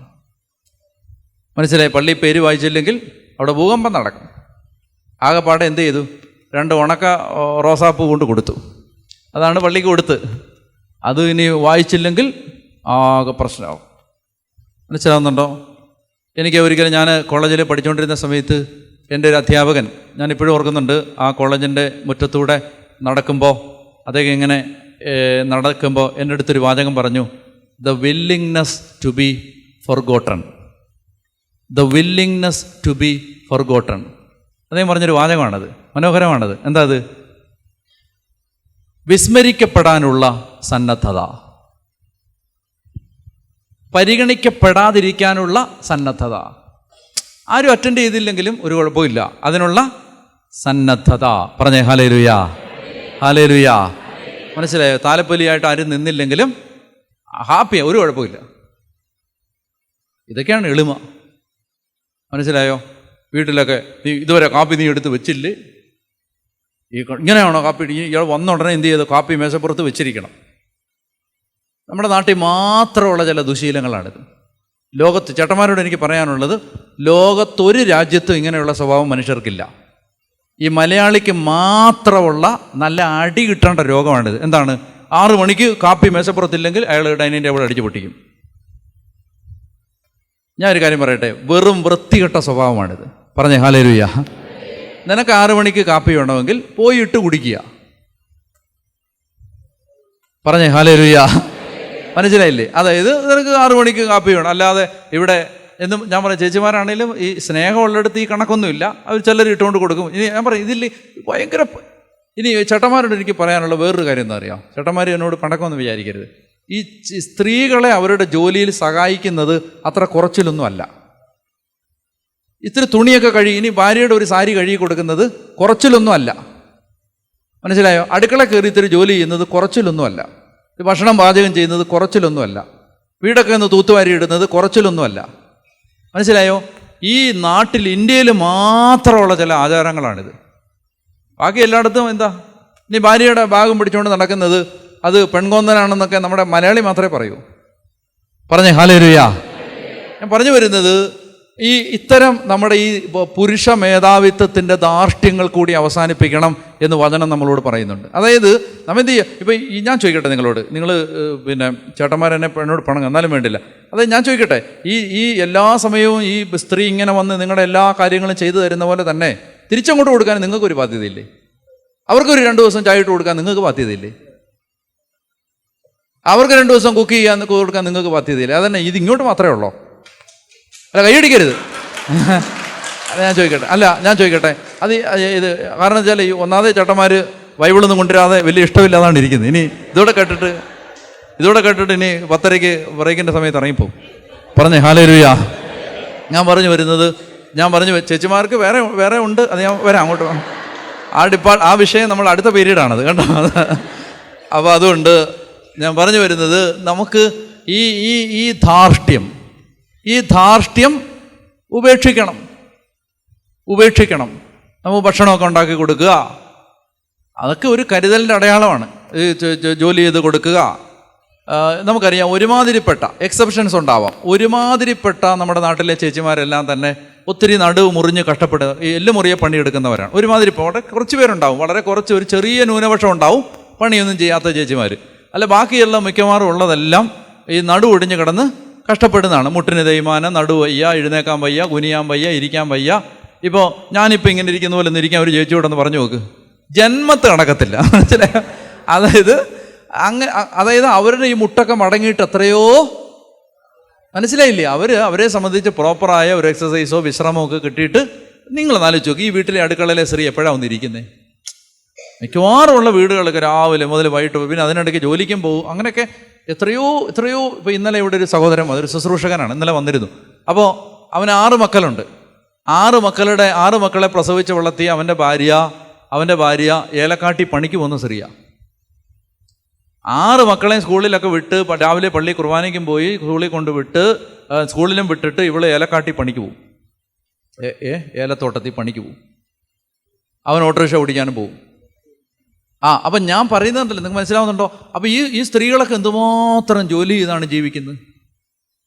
അപ്പം അങ്ങനെ ജോലി ചെയ്ത് ജീവിക്കുന്ന, അങ്ങനെ അത്രയും കഷ്ടപ്പെടുന്ന സ്ത്രീകളുള്ളപ്പോൾ പുരുഷന്മാർ എന്ത് ചെയ്യണം? പുരുഷന്മാർ ജോലിക്കൊക്കെ പോകുന്നുണ്ട്, തിരിച്ചു വരുന്നുണ്ട്. പക്ഷേ ഇങ്ങനെ ഈ മീശ വിരിച്ച് മേധാവികളായിട്ടിരിക്കുന്ന ഒരു മലയാള പുരുഷത്വത്തിൻ്റെ ധാർഷ്ട്യങ്ങൾ അഹങ്കാരത്തിൻ്റെ ലക്ഷണമാണ്. അപ്പം അതിനേക്കാൾ നമുക്ക് എത്ര ഹൃദ്യമായിട്ടൊരു കുടുംബം കൊണ്ടുപോകാൻ പറ്റും? എത്ര ഹൃദ്യമായിട്ട് സഹായിക്കുക ജോലിയിലൊക്കെ, സ്ത്രീകളെ സഹായിക്കുക. അതുപോലെ സ്ത്രീകളും പുരുഷന്മാരെ സഹായിക്കുക. അവർക്ക് വേണ്ട കാര്യങ്ങൾ ചെയ്തു കൊടുക്കുക. പുരുഷന്മാർ സ്ത്രീകളെ സഹായിക്കുക. ഇതെല്ലാം മനസ്സിലാകുന്നില്ല. ഇതെല്ലാം നമ്മുടെ ഉള്ളിൽ കിടക്കുന്ന പരമ്പരാഗതമായി അകത്തുറഞ്ഞുകൂടി കിടക്കുന്ന ഒരു മേധാവിത്വത്തിൻ്റെയും ഗർവിൻ്റെയും അടയാളങ്ങളാണ്. പറഞ്ഞേ ഹല്ലേലൂയാ, പറഞ്ഞേ ഹല്ലേലൂയാ, ഹല്ലേലൂയാ. മനസ്സിലായോ? അതായത് ഈ ചാരു കസേരയിൽ ഇങ്ങനെ ചാരി കിടന്ന് ഇങ്ങനെ വീശിക്കൊണ്ടിരിക്കുക എന്നുള്ളതാണ് അയാൾ ജീവിതത്തിലാകെ ചെയ്യുന്ന പ്രവൃത്തി. കാപ്പി 5 മണിക്ക് കാപ്പി, 8 മണിക്ക് ബ്രേക്ക്ഫാസ്റ്റ്, പിന്നെ സമയാസമയത്ത് വെള്ളം, കാപ്പി, ജ്യൂസ്, പിന്നെ ഉച്ചയ്ക്ക് ചോറ്. ആകെ ചെയ്യുന്ന ഒരു പണി എന്ന് പറഞ്ഞാൽ ഇങ്ങനെ വായിച്ച പത്രം തന്നെ 17 തവണ പിന്നെയും വായിക്കും, എന്നിട്ട് വീശുക. ഇപ്പോഴില്ല അധികം, ഇപ്പം കൂടുതലൊക്കെ ജോലിയൊക്കെ ഉണ്ട്. പിന്നെ ഇപ്പം 2 പേരും കഷ്ടപ്പെട്ടാലൊക്കെ പറ്റൂ. ഞാൻ പറഞ്ഞു വരുന്നത് അതല്ല. 2 പേരും കടന്ന് വിദേശത്തൊക്കെ പോയി കഴിയുമ്പോൾ ഈ സ്വഭാവം എല്ലാം മാറും. നമ്മുടെ നാട്ടിലേ ഉള്ളത്. വിദേശത്ത് പോയി കഴിയുമ്പോൾ 2 പേരും കടന്ന് അതുപോലെ കടന്ന് കഷ്ടപ്പെട്ടാലേ പിള്ളേരെയും വളർത്തി ഒക്കെ പോകാൻ പറ്റത്തില്ല. അപ്പോൾ പറഞ്ഞ് ഇതൊക്കെയാണ് വചനപ്രഘോഷണം. ഞാൻ പോവുക. അപ്പോൾ അതുകൊണ്ട് ഞാൻ പറഞ്ഞു വരും, നമുക്കൊന്ന് എഴുന്നേറ്റ്. അതുകൊണ്ട് ദൈവം നമ്മളോട് വചനപ്രഘോഷണം എന്ന് പറഞ്ഞില്ലേ നിങ്ങൾ വന്നേ, ഇത് വേറെ ആണ്ടൊക്കെ ആയിപ്പോയി. അപ്പോൾ നമുക്കൊന്ന് എഴുന്നേറ്റ്, കർത്താവേ, എല്ലാ അഹങ്കാരത്തിൻ്റെ മേഖലകളും എൻ്റെ ഉള്ളിൽ നിന്ന് എടുത്തു മാറ്റി എനിക്ക് ജീവൻ തരണം, എളിമപ്പെടാൻ ഒരു കൃപ തരണമേ എന്ന് ആഗ്രഹിച്ച് നമുക്ക് കർത്താവിനെ ഒന്ന് സ്തുതിച്ച് പ്രാർത്ഥിക്കാം. ഒന്ന് പാടിയായിട്ട് കരങ്ങളടിച്ച് കർത്താവിനെ മഹത്വപ്പെടുത്താം. ആമേൻ. ഇരിക്കാം. ഹല്ലേലൂയാ, ഹല്ലേലൂയാ. ഉറക്കെ പറഞ്ഞേ ഹല്ലേലൂയാ, ഹല്ലേലൂയാ, ഹല്ലേലൂയാ. ഇനി നമ്മുടെ മടുത്തോ? ഇല്ലെന്നേ പറയാവൂ.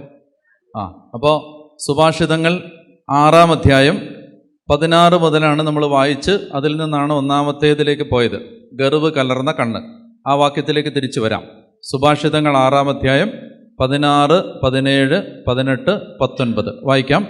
കർത്താവ് വെറുക്കുന്ന 6 കാര്യങ്ങളുണ്ട്. 7-ാമതൊന്നുകൂടി അവിടുന്ന് മ്ലേച്ഛമായി കരുതുന്നു. ഗർവ് കലർന്ന കണ്ണ്, വ്യാജം പറയുന്ന നാവ്, നിഷ്കളങ്ക രക്തം ചൊരിയുന്ന കൈ, ദുഷ്കൃത്യങ്ങൾ നനയ്ക്കുന്ന ഹൃദയം, തിന്മയിലേക്ക് പായുന്ന പാദങ്ങൾ, അസത്യം പറഞ്ഞു കൂട്ടുന്ന കള്ളസാക്ഷി, സഹോദരങ്ങൾക്കിടയിൽ ഭിന്നത വിതയ്ക്കുന്നവൻ. 2-ാമത്തെ കാര്യമാണ് വ്യാജം പറയുന്ന നാവ്. ഇനി നമ്മൾ ദൈവമക്കൾ അവരുടെ ജീവിതത്തിലെ അനുഗ്രഹത്തിന് ഏറ്റവും കൂടുതൽ ശ്രദ്ധിക്കേണ്ട ഒരു അവയവമാണ് നാവ്. മനസ്സിലായോ? അതായത് നിങ്ങൾ മനസ്സിലാക്കിയിരിക്കണം, അതായത് നമ്മുടെ ജീവിതത്തിലെ ദൈവകൃപകൾ വരുന്നത് മുഴുവൻ നാവിലൂടാണ്. നമുക്ക് കൃപ മുഴുവൻ വരുന്നത്, പുതിയ നിയമത്തിലെ എല്ലാ ശുശ്രൂഷകളും നാവിൻ്റെ ശുശ്രൂഷകളാണ്. ഉദാഹരണത്തിന്, ബലിപീഠത്തിൽ അപ്പവും വീഞ്ഞും എടുത്തു വച്ചിട്ട് പുരോഹിതൻ പറയുകയാണ്, സ്ഥാപനവചനങ്ങൾ ഉച്ചരിച്ച്, താൻ ഒറ്റിക്കൊടുക്കപ്പെട്ട രാത്രിയിൽ ഈശോ നിർമ്മലമായ തൃക്കൈകളിൽ അപ്പമെടുത്ത്, ആരാധനായ പിതാവേ, അങ്ങയുടെ പക്കലേക്ക് കണ്ണുകൾ ഉയർത്തി വാഴ്ത്തി വിഭജിച്ച് ശിഷ്യന്മാർക്ക് നൽകിക്കൊണ്ട് അരുളി ചെയ്തു, ഇത് എൻ്റെ ശരീരമാണ്. ഞാൻ ചോദിക്കട്ടെ, അച്ഛനിത് മനസ്സിൽ പറഞ്ഞാൽ പരിശുദ്ധ കുർബാനയാവുമോ? മനസ്സിൽ പറഞ്ഞാൽ ആവില്ല. നാവുകൊണ്ട് ഉച്ചരിക്കണം. കർത്താവേ, അങ്ങയുടെ പരിശുദ്ധാത്മാവ് എഴുന്നള്ളി വരട്ടെ, ദിവ്യരഹസ്യങ്ങളിൽ ഇറങ്ങി വന്നതിനെ ശുദ്ധീകരിക്കുക എന്നൊക്കെ പറഞ്ഞിട്ട് നാവുകൊണ്ട് പറയണം.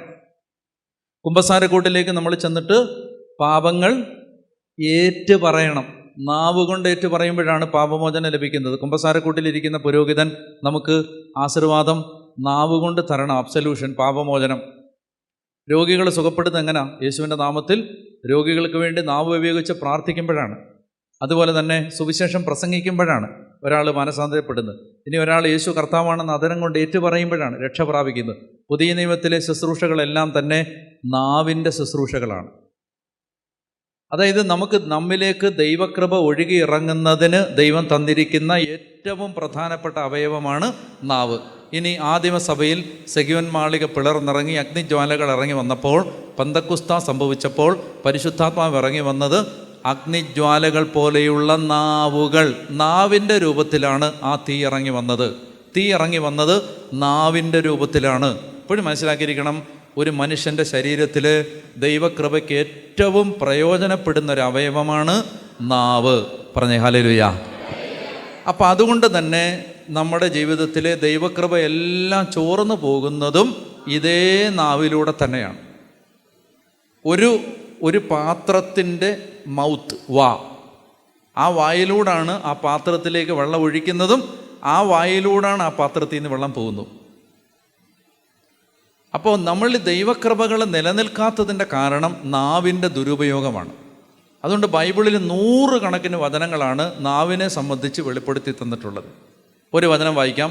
ജെറമിയ 15:19. ജെറമിയ 15:19. എല്ലാവരും എടുത്തോ. ജെറമിയ വിലകെട്ടത് പറയാതെ സദ്വചനങ്ങൾ മാത്രം ഉച്ചരിച്ചാൽ നീ എൻ്റെ നാവ് പോലെയാകും. നീ വിലകെട്ടത് പറയാതെ സദ്വചനങ്ങൾ മാത്രം ഉച്ചരിച്ചാൽ നീ എൻ്റെ നാവ് പോലെയാകും. എന്നോട് എടുത്ത് വായിച്ചത് ജെറമിയ 15:19.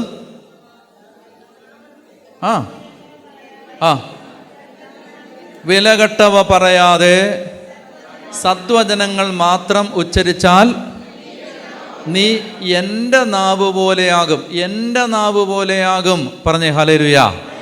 മനസ്സിലാവുന്നുണ്ടോ? വിലകെട്ടത് പറയാതെ സദ്വചനങ്ങൾ മാത്രം ഉച്ചരിച്ചാൽ നീ എൻ്റെ നാവ് പോലെ, എൻ്റെ നാവ് പോലെ. ചില വചനങ്ങളൊന്ന് പെട്ടെന്ന് എടുക്കണം. 34-ാം സങ്കീർത്തനം എടുക്കാം. 34-ാം സങ്കീർത്തനം.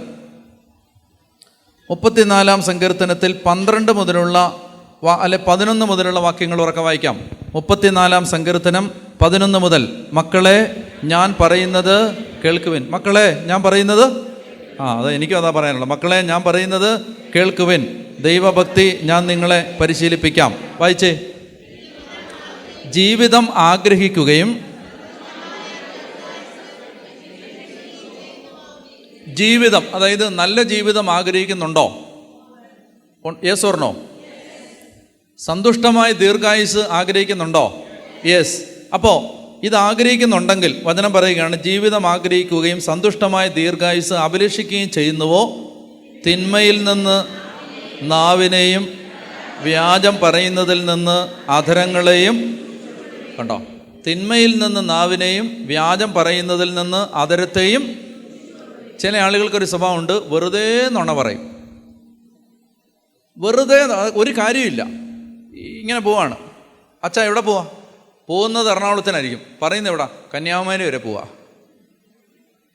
ഇത് പറയേണ്ട ആവശ്യമില്ല. ഇപ്പോൾ ഈ കാര്യത്തിന് നുണ പറയേണ്ട യാതൊരു ആവശ്യം. ഈ നുണ പറഞ്ഞുകൊണ്ട് 10 ലക്ഷം രൂപ കിട്ടാനൊന്നും പോകണില്ല. എന്നാലും നുണയെ പറയൂ. അവനങ്ങനെ ഇപ്പം അറിയണ്ട.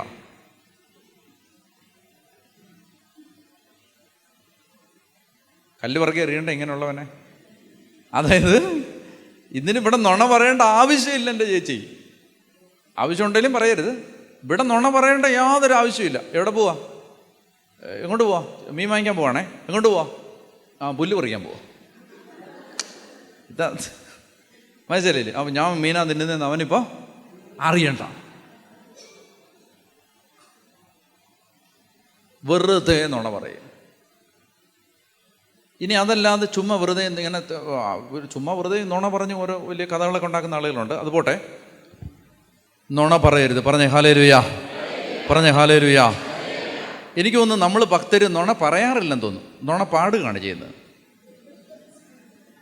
അല്ലേ? നാഥാ സമർപ്പിക്കുന്നു, എന്നെ സമർപ്പിക്കുന്നു, പൂർണ്ണമായി അർപ്പിക്കും. ഭയങ്കര നുണയില്ലേ അത്? എന്തോരം വലിയ നുണയാത്. പൂർണ്ണമായി അർപ്പിക്കുന്നു എന്ന് പറഞ്ഞിട്ട് പുറത്തിറങ്ങിയപ്പോഴാണ് ചെരുപ്പ് കാണാനില്ല. അവനെ പ്രാഗി, അവൻ്റെ കുടുംബം മുഴുവനെയും പ്രാഗി, എങ്ങനെല്ലാം അവനെ പ്രാഗി അന്നേരം മുഴുവൻ കൊടുത്തു. ദൈവമേ, ഇവന് കാണി വന്ന് കാല് പുഴുത്ത് അവൻ്റെ രാഗി. കാരണം എന്താ അറിയാമോ? അപ്പോൾ കർത്താവിനോട് പറയുകയാണ്, ദൈവമേ എന്നാലും പള്ളിയിൽ വന്നിട്ട് ചെരുപ്പം കൊണ്ട് പോയല്ലോ എന്ന് പറയുമ്പോൾ കർത്താവ് പറയും, നീ 15 മിനിറ്റ് മുമ്പ് ഒരു പാട്ട് പാടിയല്ലോ, പൂർണ്ണമാ എനിക്ക് എൻ്റെ ഉള്ളും എൻ്റെ ഉള്ളതും എല്ലാം അപ്പാ ഇതാ ഞാൻ തരികാട്. നമ്മൾ നുണ പറയില്ല, നുണ പാടും. അതുപോട്ടെ. അപ്പോൾ ജീവിതം ആഗ്രഹിക്കുന്നുണ്ടോ? നല്ല നല്ല ദീർഘായുസ് ആഗ്രഹിക്കുന്നുണ്ടെങ്കിൽ തിന്മയിൽ നിന്ന് നാവിനെയും വ്യാജം പറയുന്നതിൽ നിന്ന് നിന്റെ അധരങ്ങളെയും സൂക്ഷിച്ചു കൊള്ളണം. അടുത്ത 1 പത്രോസ് 3-ാം അധ്യായം 9 മുതലുള്ള വാക്യങ്ങൾ വായിക്കുക. 1 പത്രോസ് 3-ാം അധ്യായം 9 മുതൽ. തിന്മയ്ക്ക് തിന്മയോ നിന്ദനത്തിന് നിന്ദനമോ പകരം കൊടുക്കാതെ അനുഗ്രഹിക്കണം. അനുഗ്രഹിക്കുകയല്ലാതെ ശപിക്കരുത്. അടുത്ത വാക്യം. അനുഗ്രഹം അവകാശമാക്കാൻ വിളിക്കപ്പെട്ടവരാണല്ലോ നിങ്ങൾ. അടുത്ത വാക്യം. അടുത്ത വാക്യം എന്താ? ജീവിതത്തെ സ്നേഹിക്കുകയും നല്ല ദിവസങ്ങൾ കാണാൻ ആഗ്രഹിക്കുകയും ചെയ്യുന്നെങ്കിൽ തിന്മയിൽ നിന്ന് നിന്റെ നാവിനെയും വ്യാജം പറയുന്നതിൽ നിന്ന് നിന്റെ അധരങ്ങളെയും സൂക്ഷിക്കണം. അടുത്ത വാക്യം. തിന്മയിൽ നിന്ന് പിന്തിരിഞ്ഞ് നന്മ ചെയ്യട്ടെ.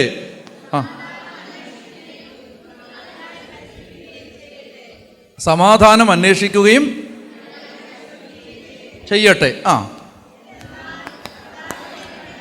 കർത്താവിൻ്റെ കണ്ണുകൾ നീതിമാന്മാരുടെ നേരെയും അവിടുത്തെ ചെവികൾ അവരുടെ പ്രാർത്ഥനകൾക്ക് നേരെയും തിരിഞ്ഞിരിക്കും. ബൈബിള് വ്യാഖ്യാനിക്കുമ്പോൾ ഒരു പ്രത്യേക രീതിയിലാണ് ബൈബിളിലെ വാക്യങ്ങളുടെ അർത്ഥം കണ്ടെത്തേണ്ടത്. ഇങ്ങോട്ട് നോക്കുക. ബൈബിളിലെ വാക്യങ്ങളുടെ അർത്ഥം കണ്ടെത്തേണ്ടത് ഒരു പ്രത്യേക വിധത്തിലാണ്. എങ്ങനെയാണെന്നറിയാം? ഇപ്പോൾ ഇവിടെ ഒരു വാക്ക് ഉപയോഗിച്ചിട്ടുണ്ട്. എന്താണ്? അവിടുത്തെ കണ്ണുകൾ നീതിമാന്മാരുടെ നേരെയും. അങ്ങനെ ഒരു വാക്യമുണ്ടല്ലോ. അപ്പോൾ ഇവിടെ ഒരു ചോദ്യമുണ്ട്, ആരാണ് നീതിമാൻ? ആരാണ് നീതിമാൻ എന്ന ചോദ്യത്തിൻ്റെ ഉത്തരം കണ്ടുപിടിക്കേണ്ടത് തൊട്ടു മുമ്പത്തെ വാക്യങ്ങൾ വായിച്ചിട്ട് അതിൻ്റെ വെളിച്ചത്തിലാണ്. തൊട്ടു മുമ്പത്തെ വാക്യങ്ങൾ പറഞ്ഞ എന്താ? തിന്മയിൽ നിന്നകന്ന് നന്മ ചെയ്യണം, വ്യാജം പറയുന്നതിൽ നിന്ന് അധരത്തെയും തിന്മയിൽ നിന്ന് നാവിനെയും സൂക്ഷിക്കണം. അപ്പോൾ ഈ പാരഗ്രാഫിൽ പറയുന്ന നീതിമാൻ നാവിനെ വിശുദ്ധമായി സൂക്ഷിക്കുന്നവനെയാണ് ഈ പാരഗ്രാഫിൽ ദൈവവചനം നീതിമാൻ എന്ന് വിളിക്കുന്നത്. മനസ്സിലാവുന്നുണ്ടോ? അപ്പോൾ നീതിമാൻ എന്ന് ഈ പാരഗ്രാഫിൽ ദൈവവചനം വിളിക്കുന്നത് നാവിനെ വിശുദ്ധമായി സൂക്ഷിക്കുന്നവനെയാണ്.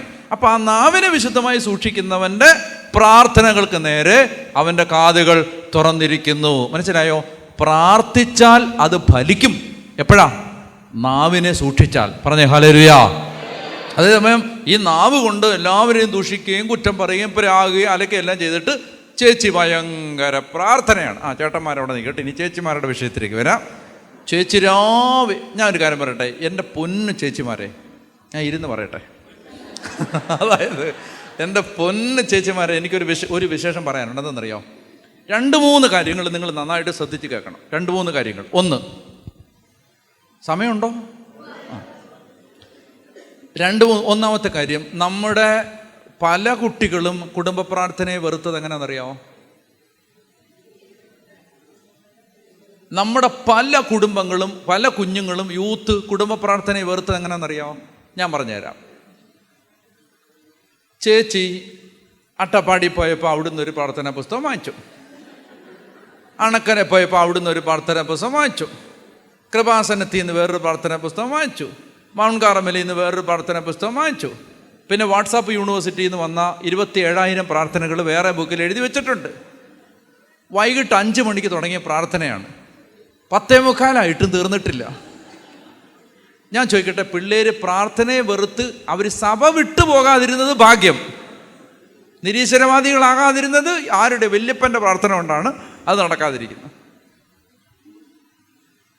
പറഞ്ഞേ ഹല്ലേലൂയ. എനിക്കൊരു കാര്യം പറയാനുള്ളത്, നമുക്കിങ്ങനെ ലോകത്തുള്ള എല്ലാ പ്രാർത്ഥനയും ചൊല്ലാൻ ജീവിതത്തിൽ സമയമില്ല. മനസ്സിലാക്കിയ സമയമില്ല. അങ്ങനെ എല്ലാ പ്രാർത്ഥനയും ചൊല്ലി തീർക്കാനുള്ള നല്ല ജീവിതം. ബൈബിള് വായിക്കാൻ സമയമില്ല, ബൈബിള് ധ്യാനിക്കാൻ സമയമില്ല, പിള്ളേരോട് കൂടി ഇരിക്കാൻ സമയമില്ല. രാവിലെ മുതൽ വൈകിട്ട് വരെ പ്രാർത്ഥന. ഞാൻ നിങ്ങളോട് പറയുന്നുണ്ട്, സുവിശേഷകൻ എന്ന നിലയിൽ ഇത് അവസാനിപ്പിക്കണം. പ്രാർത്ഥനയ്ക്കൊക്കെ സമയമുണ്ട്, അത് മതി.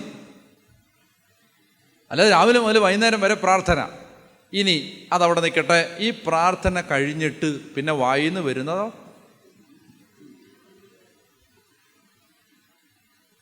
അയ്യോ പ്രാർത്ഥിച്ച അമ്മച്ചിയാണോ ഇത് എന്ന് നമുക്ക് തോന്നും. യോ ദൈവമേ, നേരത്തെ അഖിലാണ്ടകടാങ്ങളെ സൃഷ്ടിച്ചണ്ടകടാങ്ങളെ പരമ്പരകളായ കർത്താവേ സ്തോത്രം ദൈവമേ. കർത്താവേ അവിടെ അവിടെ കാറ്റിലും കോളിലും കുടിഞ്ഞ കർത്താവേ, അവിടെ കർത്താവേ ഞങ്ങൾ അങ്ങോട്ട് പോയി ഭൂകമ്പത്തിൽ ദുരിതങ്ങളിൽ കെട്ടുകിടക്കുന്ന കർത്താവേ, നാനാജാതി മതസ്ഥരെ യേശുവിനെ അറിയാൻ കർത്താവേ, അവിടുത്തെ ആളുകളെല്ലാം യേശുവിനെ മരുഭൂമി കടന്ന് പൊള്ളുന്ന മനുഷ്യർ കർത്താവേ, ഗൾഫ് രാജ്യങ്ങളിൽ എണ്ണപ്പാടങ്ങൾ പണിയെടുക്കുന്ന പാവപ്പെട്ട മകൾ കർത്താവേ, ഉഗാണ്ടയിൽ എത്യോപ്യയിലും പട്ടിണി കിടക്കുന്ന പട്ടിണി പാവങ്ങൾ കർത്താവേ, കെട്ടിയവനോടെ പട്ടിണി കിടക്കാണ്.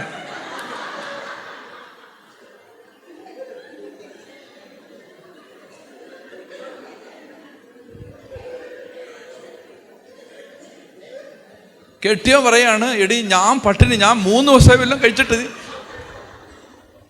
ഞാൻ പ്രാർത്ഥിക്കുന്ന കാണത്തില്ല നിങ്ങൾക്ക്? കർത്താവേ, ഉഗാണ്ടയിലെ പാവപ്പെട്ട കർത്താവേ.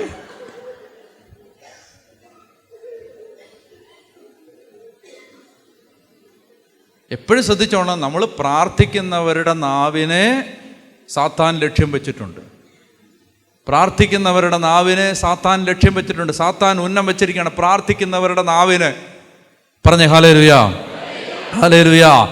അപ്പോൾ അതുകൊണ്ട് തിന്മയിൽ നിന്ന് വ്യാജം പറയുന്നതിൽ നിന്ന് നിൻ്റെ അധരങ്ങളെ സൂക്ഷിച്ചോടണം. അപ്പോൾ നമ്മളിതറിയാം, ഇത് കഴിഞ്ഞിട്ട് പിന്നെ അത് കഴിഞ്ഞിട്ട് അങ്ങോട്ട് ചെന്നിട്ട് കുറ്റം പറിച്ചിട്ട് കൂട്ടം കൂടിയിരുന്ന് അങ്ങോട്ട് നീ അറിഞ്ഞോടി, അവൾ ഓടിപ്പോയി. അവൾ ഓടിയല്ല, നടന്നാ പോയി, സ്ലോ മോഷനിലാണ് പോയി. നിനക്കെന്നെ വേണം, മനസ്സിലായില്ലേ? അവൾ ഓടിപ്പോയി, നീ അറിഞ്ഞോ? ഓടിയല്ല അവൾ പോയത്, അവൾ കാറ് വിളിച്ചു, ഊബർ വിളിച്ചാൽ പോയത്. അവൾ ഓടിയപ്പോൾ നിനക്കെന്നാ, നീ അറിഞ്ഞോ? അല്ലെങ്കിൽ അവളുടെ ആ കഴിഞ്ഞ ആഴ്ചത്തെ ആ ക്രിസ്മസിനുള്ള അവളെ ഇളക്കമൊക്കെ കണ്ട ഞാൻ അപ്പോഴേ കൂട്ടിയതാണ് ഞാൻ കണക്കില്ല.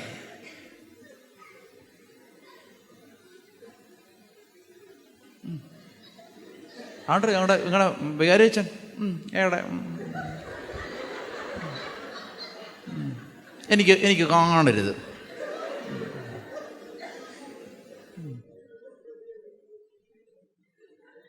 അപ്പോൾ നാവ് കേട്ടോ, പ്രാർത്ഥനക്കാരാണ്, ഭയങ്കര നാവ്. പറഞ്ഞേ ഹല്ലേലൂയ, ഹല്ലേലൂയ, ഹല്ലേലൂയ. അപ്പോൾ പറയുകയാണ്, അതുകൊണ്ട് നീതിമാന്മാരുടെ നേരെയും അവരുടെ പ്രാർത്ഥനകൾക്ക് നേരെയും അവിടുത്തെ കാതുകൾ തുറന്നിരിക്കുകയാണ്. ആ വചനം ഒന്ന് വായിച്ചേ. കർത്താവിൻ്റെ കണ്ണുകൾ നീതിമാന്മാരുടെ നേരെയും അവിടുത്തെ ചെവികൾ അവരുടെ പ്രാർത്ഥനകൾക്ക് നേരെയും തുറന്നിരിക്കുന്നു. അവിടെ നീതിമാനാരാണ്? നാവിനെ വിശുദ്ധമായി സൂക്ഷിക്കുന്ന ആളാണ് അവിടുത്തെ നീതിമാൻ. അപ്പോൾ അതുകൊണ്ട് എന്താ ചെയ്യേണ്ടതെന്നറിയാമോ? അപ്പസ്തോലൻ പറയുന്നുണ്ട്, അതുകൊണ്ട് നാവിനെ നമ്മൾ സൂക്ഷിച്ചിട്ട്, നിങ്ങൾ എഫേസോസ് ലേഖനം എടുക്കുക. എഫേസോസ് ലേഖനത്തിൽ അപ്പസ്തോലൻ പറയും നമ്മൾ എങ്ങനെ സംസാരിക്കണം. അവിടെ വളരെ പ്രധാനപ്പെട്ട ഒരു ആശയം കിടപ്പുണ്ട്. അത് പരിശുദ്ധാത്മാവിനെ നോവിക്കരുത് എന്നൊരു വാചകം കിടപ്പുണ്ട്. ഒന്ന് വായിച്ചേ. എഫേസോസ് 4-ാം അധ്യായം 29 മുതൽ. എഫേസോസ് 4:29 മുതൽ അന്നെടുത്തേ. എഫേസോസ് 4:29 മുതൽ ഉറക്കെ വായിച്ചേ. നിങ്ങളുടെ അധരങ്ങളിൽ നിന്ന് തിന്മയുടെ വാക്കുകൾ പുറപ്പെടാതിരിക്കും. ഞാൻ പറയട്ടെ, ചില ചേട്ടന്മാർക്ക് പ്രത്യേകം ശ്രദ്ധിക്കണം, ചീത്ത വിളിക്കരുത്. ഇംഗ്ലീഷിലാണെങ്കിൽ 1-2 തെറിയേ ഉള്ളൂ. മലയാളത്തിൽ ആ മുതൽ ഇക്ഷ വരെ വെച്ച് തെറികളുണ്ട്. മാത്രമല്ല, നമ്മുടെയൊക്കെ നാട്ടുമ്പുറത്തെ ചേട്ടന്മാർ പലരും പ്രാസ ഒപ്പിച്ച് ചീത്ത വിളിക്കാൻ അറിയാവുന്നവരുമാണ്. എല്ലാ പിന്നെ കാ കൂ പിന്നെ കാ എല്ലാ അക്ഷരം വെച്ചും ചീത്ത വിളിക്കും. ചീത്ത വിളിക്കരുത്. കാരണം എന്താ പറയുക, എപ്പോഴും ഓർത്തോണം. കാരണം ഈ നാവിൽ തെറി രൂപപ്പെട്ടാൽ ആ ഓരോ തെറിയുടെ പിന്നിലും തിന്മയുണ്ട്, അശുദ്ധിയുണ്ട്, അശ്ലീലമുണ്ട്. ഭയങ്കര ഈ അരൂപി, ഈ തെറിയുടെ അരൂപി, അത് ഭയങ്കര ഒരു അരൂപിയാണത്. ജീവിതത്തിൻ്റെ ഐശ്വര്യം മുഴുവൻ അതുകൊണ്ട് കളയും. പറഞ്ഞേ ഹല്ലേലൂയ, പറഞ്ഞേ ഹല്ലേലൂയ.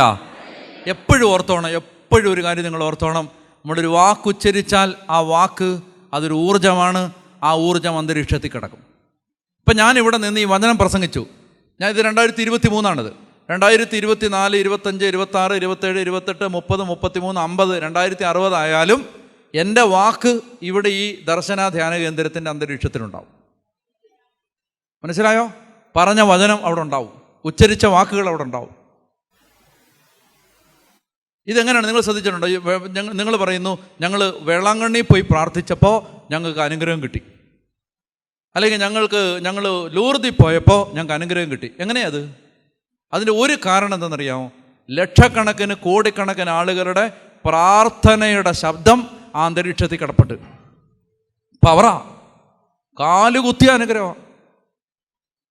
എന്നാൽ നമ്മൾ എന്ത് ചെയ്തു? വീട്ടിലിരുന്ന് എപ്പോഴും തെറിയും ബഹളവും ടി വി കൂടെ ആവശ്യമില്ല അത് ഇത് കച്ചട കിച്ചട എല്ലാം ഇട്ടിട്ടിട്ടിട്ടിട്ട് ആ അന്തരീക്ഷത്തിൽ മുഴുവൻ പൈശാചിക ശക്തിയാണ്. നിങ്ങളുടെ അധരങ്ങളിൽ നിന്ന് തിന്മയുടെ വാക്കുകൾ പുറപ്പെടാതിരിക്കട്ടെ. കേൾവിക്കാർക്ക് ആത്മീയ ചൈതന്യം പ്രദാനം ചെയ്യുന്നതിനായി അവരുടെ ഉന്നതിക്കുതകും വിധം നല്ല കാര്യങ്ങൾ സന്ദർഭമനുസരിച്ച് സംസാരിക്കണം. അവരുടെ ഉന്നതിക്കുതകും വിധം നല്ല കാര്യങ്ങൾ സന്ദർഭമനുസരിച്ച് സംസാരിക്കണം. അതായത് ഒരാൾ കേൾക്കാനുണ്ട്, അപ്പോൾ നമ്മൾ സംസാരിക്കുമ്പോൾ എപ്പോഴും ഓർക്കേണ്ടത് എന്താണ്? ഈ സംസാരം ഇയാളെ പടുത്തുയർത്തുമോ? ഈ സംസാരം ഇയാൾക്ക് നല്ല, മനസ്സിലായോ? നമുക്ക് എപ്പോഴും ഒരു സ്വഭാവമുണ്ട്, മനുഷ്യന് ഒരു വിഷമവും ഭാരവും വരുത്തുന്ന സംസാരം, തളർത്തിക്കളയുന്ന സംസാരം. എത്ര പ്രതീക്ഷയില്ലാതെ കിടക്കുന്നവൻ്റെ അടുത്ത് നമ്മൾ സംസാരിക്കുമ്പോൾ അവനൊരു പ്രതീക്ഷ ഉണ്ടാവണം. മനസ്സിലായോ? അവനത് ആ വാക്ക് കേൾക്കുമ്പോൾ ഒരു സമാധാനം, ഒരാശ്വാസം, ഒരു പ്രോത്സാഹനം, ഒരഭിവൃദ്ധി. അല്ലാതെ ഇടിച്ച് താഴ്ത്തുന്ന, മുറിവേൽപ്പിക്കുന്ന, എപ്പോഴും ഡാമേജ് ചെയ്യുന്ന സംസാരം, തകർത്ത് കളയുന്ന സംസാരം, അതായത് ഒരാളെ എങ്ങനെയും ഇടിച്ച് നശിപ്പിക്കുന്ന സംസാരം. ഇപ്പം ഈ എല്ലായിടത്തും പനിയുണ്ട്, കുഴിച്ചോണം കേട്ടോ, എല്ലായിടത്തും ഉണ്ട്, അവിടെ ഇവിടെ എല്ലാം പനിയുണ്ട്, പനി. ഇപ്പോൾ ഒരുത്തന് പനി വന്നു, ചെറിയ പനിയേ ഉള്ളൂ, അപ്പോൾ വയ്യാതെ കിടക്കുക. അന്നേരമാണ് നമ്മൾ ചെല്ലുന്നത്. ചെന്നിട്ട് അമ്പമ്പമ്പമ്പോ കണ്ണൊന്ന് കാണിച്ച്, അപ്പോ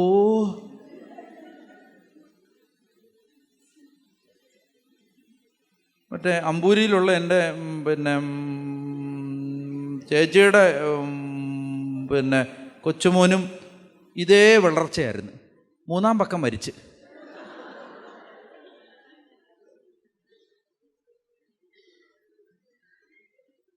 അവൻ 2 ദിവസം കഴിഞ്ഞ് അവൻ ഫ്രാൻസിൽ പോകാൻ വേണ്ടി ടിക്കറ്റ് എടുത്തിട്ടിരിക്കുകയാണ്, രക്ഷപ്പെടുമെന്ന് ഓർത്തിട്ട്. പറഞ്ഞ് കൊന്നുകളയും ചേച്ചി, പറഞ്ഞ് കൊന്നുകളയും. നമ്മൾ ഞാൻ ഈ വീടുകളിലൊക്കെ പ്രാർത്ഥിക്കാൻ ചെല്ലുമ്പോൾ 102 വയസ്സുള്ള അമ്മച്ചിയൊക്കെ കാണും, ചിലപ്പോൾ 98 വയസ്സുള്ള അപ്പച്ചൻ.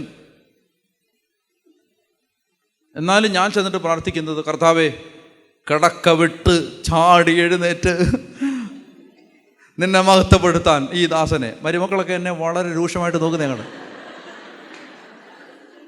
എങ്ങനെയും ഒന്ന് ജീവൻ പോയിട്ട് വേണം അതുങ്ങൾക്ക് കട്ടിലെടുക്കാൻ വേണ്ടി. നമ്മളെന്നാലും പ്രതീക്ഷ. അപ്പച്ചന് അച്ഛൻ കൊള്ളാവിലോടി അത് അച്ഛൻ എന്ന് ചോദിക്കും, മനസ്സിലായോ? അത് കാര്യം എന്താണ്? പ്രതീക്ഷ. ഒരു പ്രതീക്ഷ. തീരാൻ പോവാണെങ്കിലും ഒരു പ്രതീക്ഷ. കേൾവിക്കാർക്ക് ആത്മീയ ചൈതന്യം പ്രദാനം ചെയ്യുന്നതിനായി അവരുടെ ഉന്നതിക്ക് ഉതകും വിധം നല്ല കാര്യങ്ങൾ സന്ദർഭമനുസരിച്ച് സംസാരിക്കണം.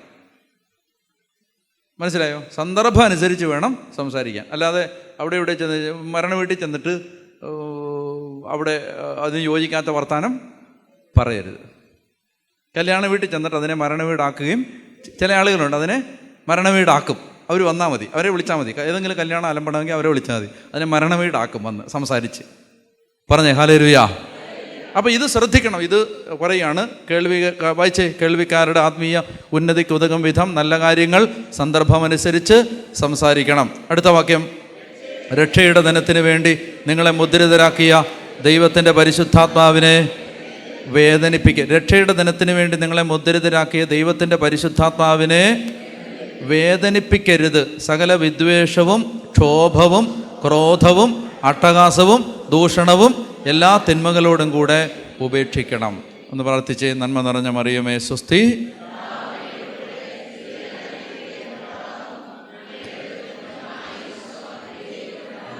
പരിശുദ്ധ മറിയമേ തമ്പുരാൻ്റെ അമ്മേ, പാപികളായ ഞങ്ങൾക്ക് വേണ്ടി ഇപ്പോഴും ഞങ്ങളുടെ മരണസമയത്തും തമ്പുരാനോട് അപേക്ഷിച്ചു.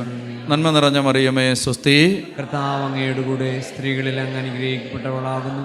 അങ്ങയുടെ ദുരിതത്തിൻ ഫലമായി ഈശോ അനുഗ്രഹിക്കപ്പെട്ടവനാകുന്നു. പരിശുദ്ധ മറിയമേ തമ്പുരാൻ്റെ അമ്മേ, പാപികളായ ഞങ്ങൾക്ക് വേണ്ടി ഇപ്പോഴും ഞങ്ങളുടെ മരണസമയത്തും തമ്പുരാനോട് അപേക്ഷിച്ചു. ഉറക്കെ പറഞ്ഞേ ഹല്ലേലൂയാ.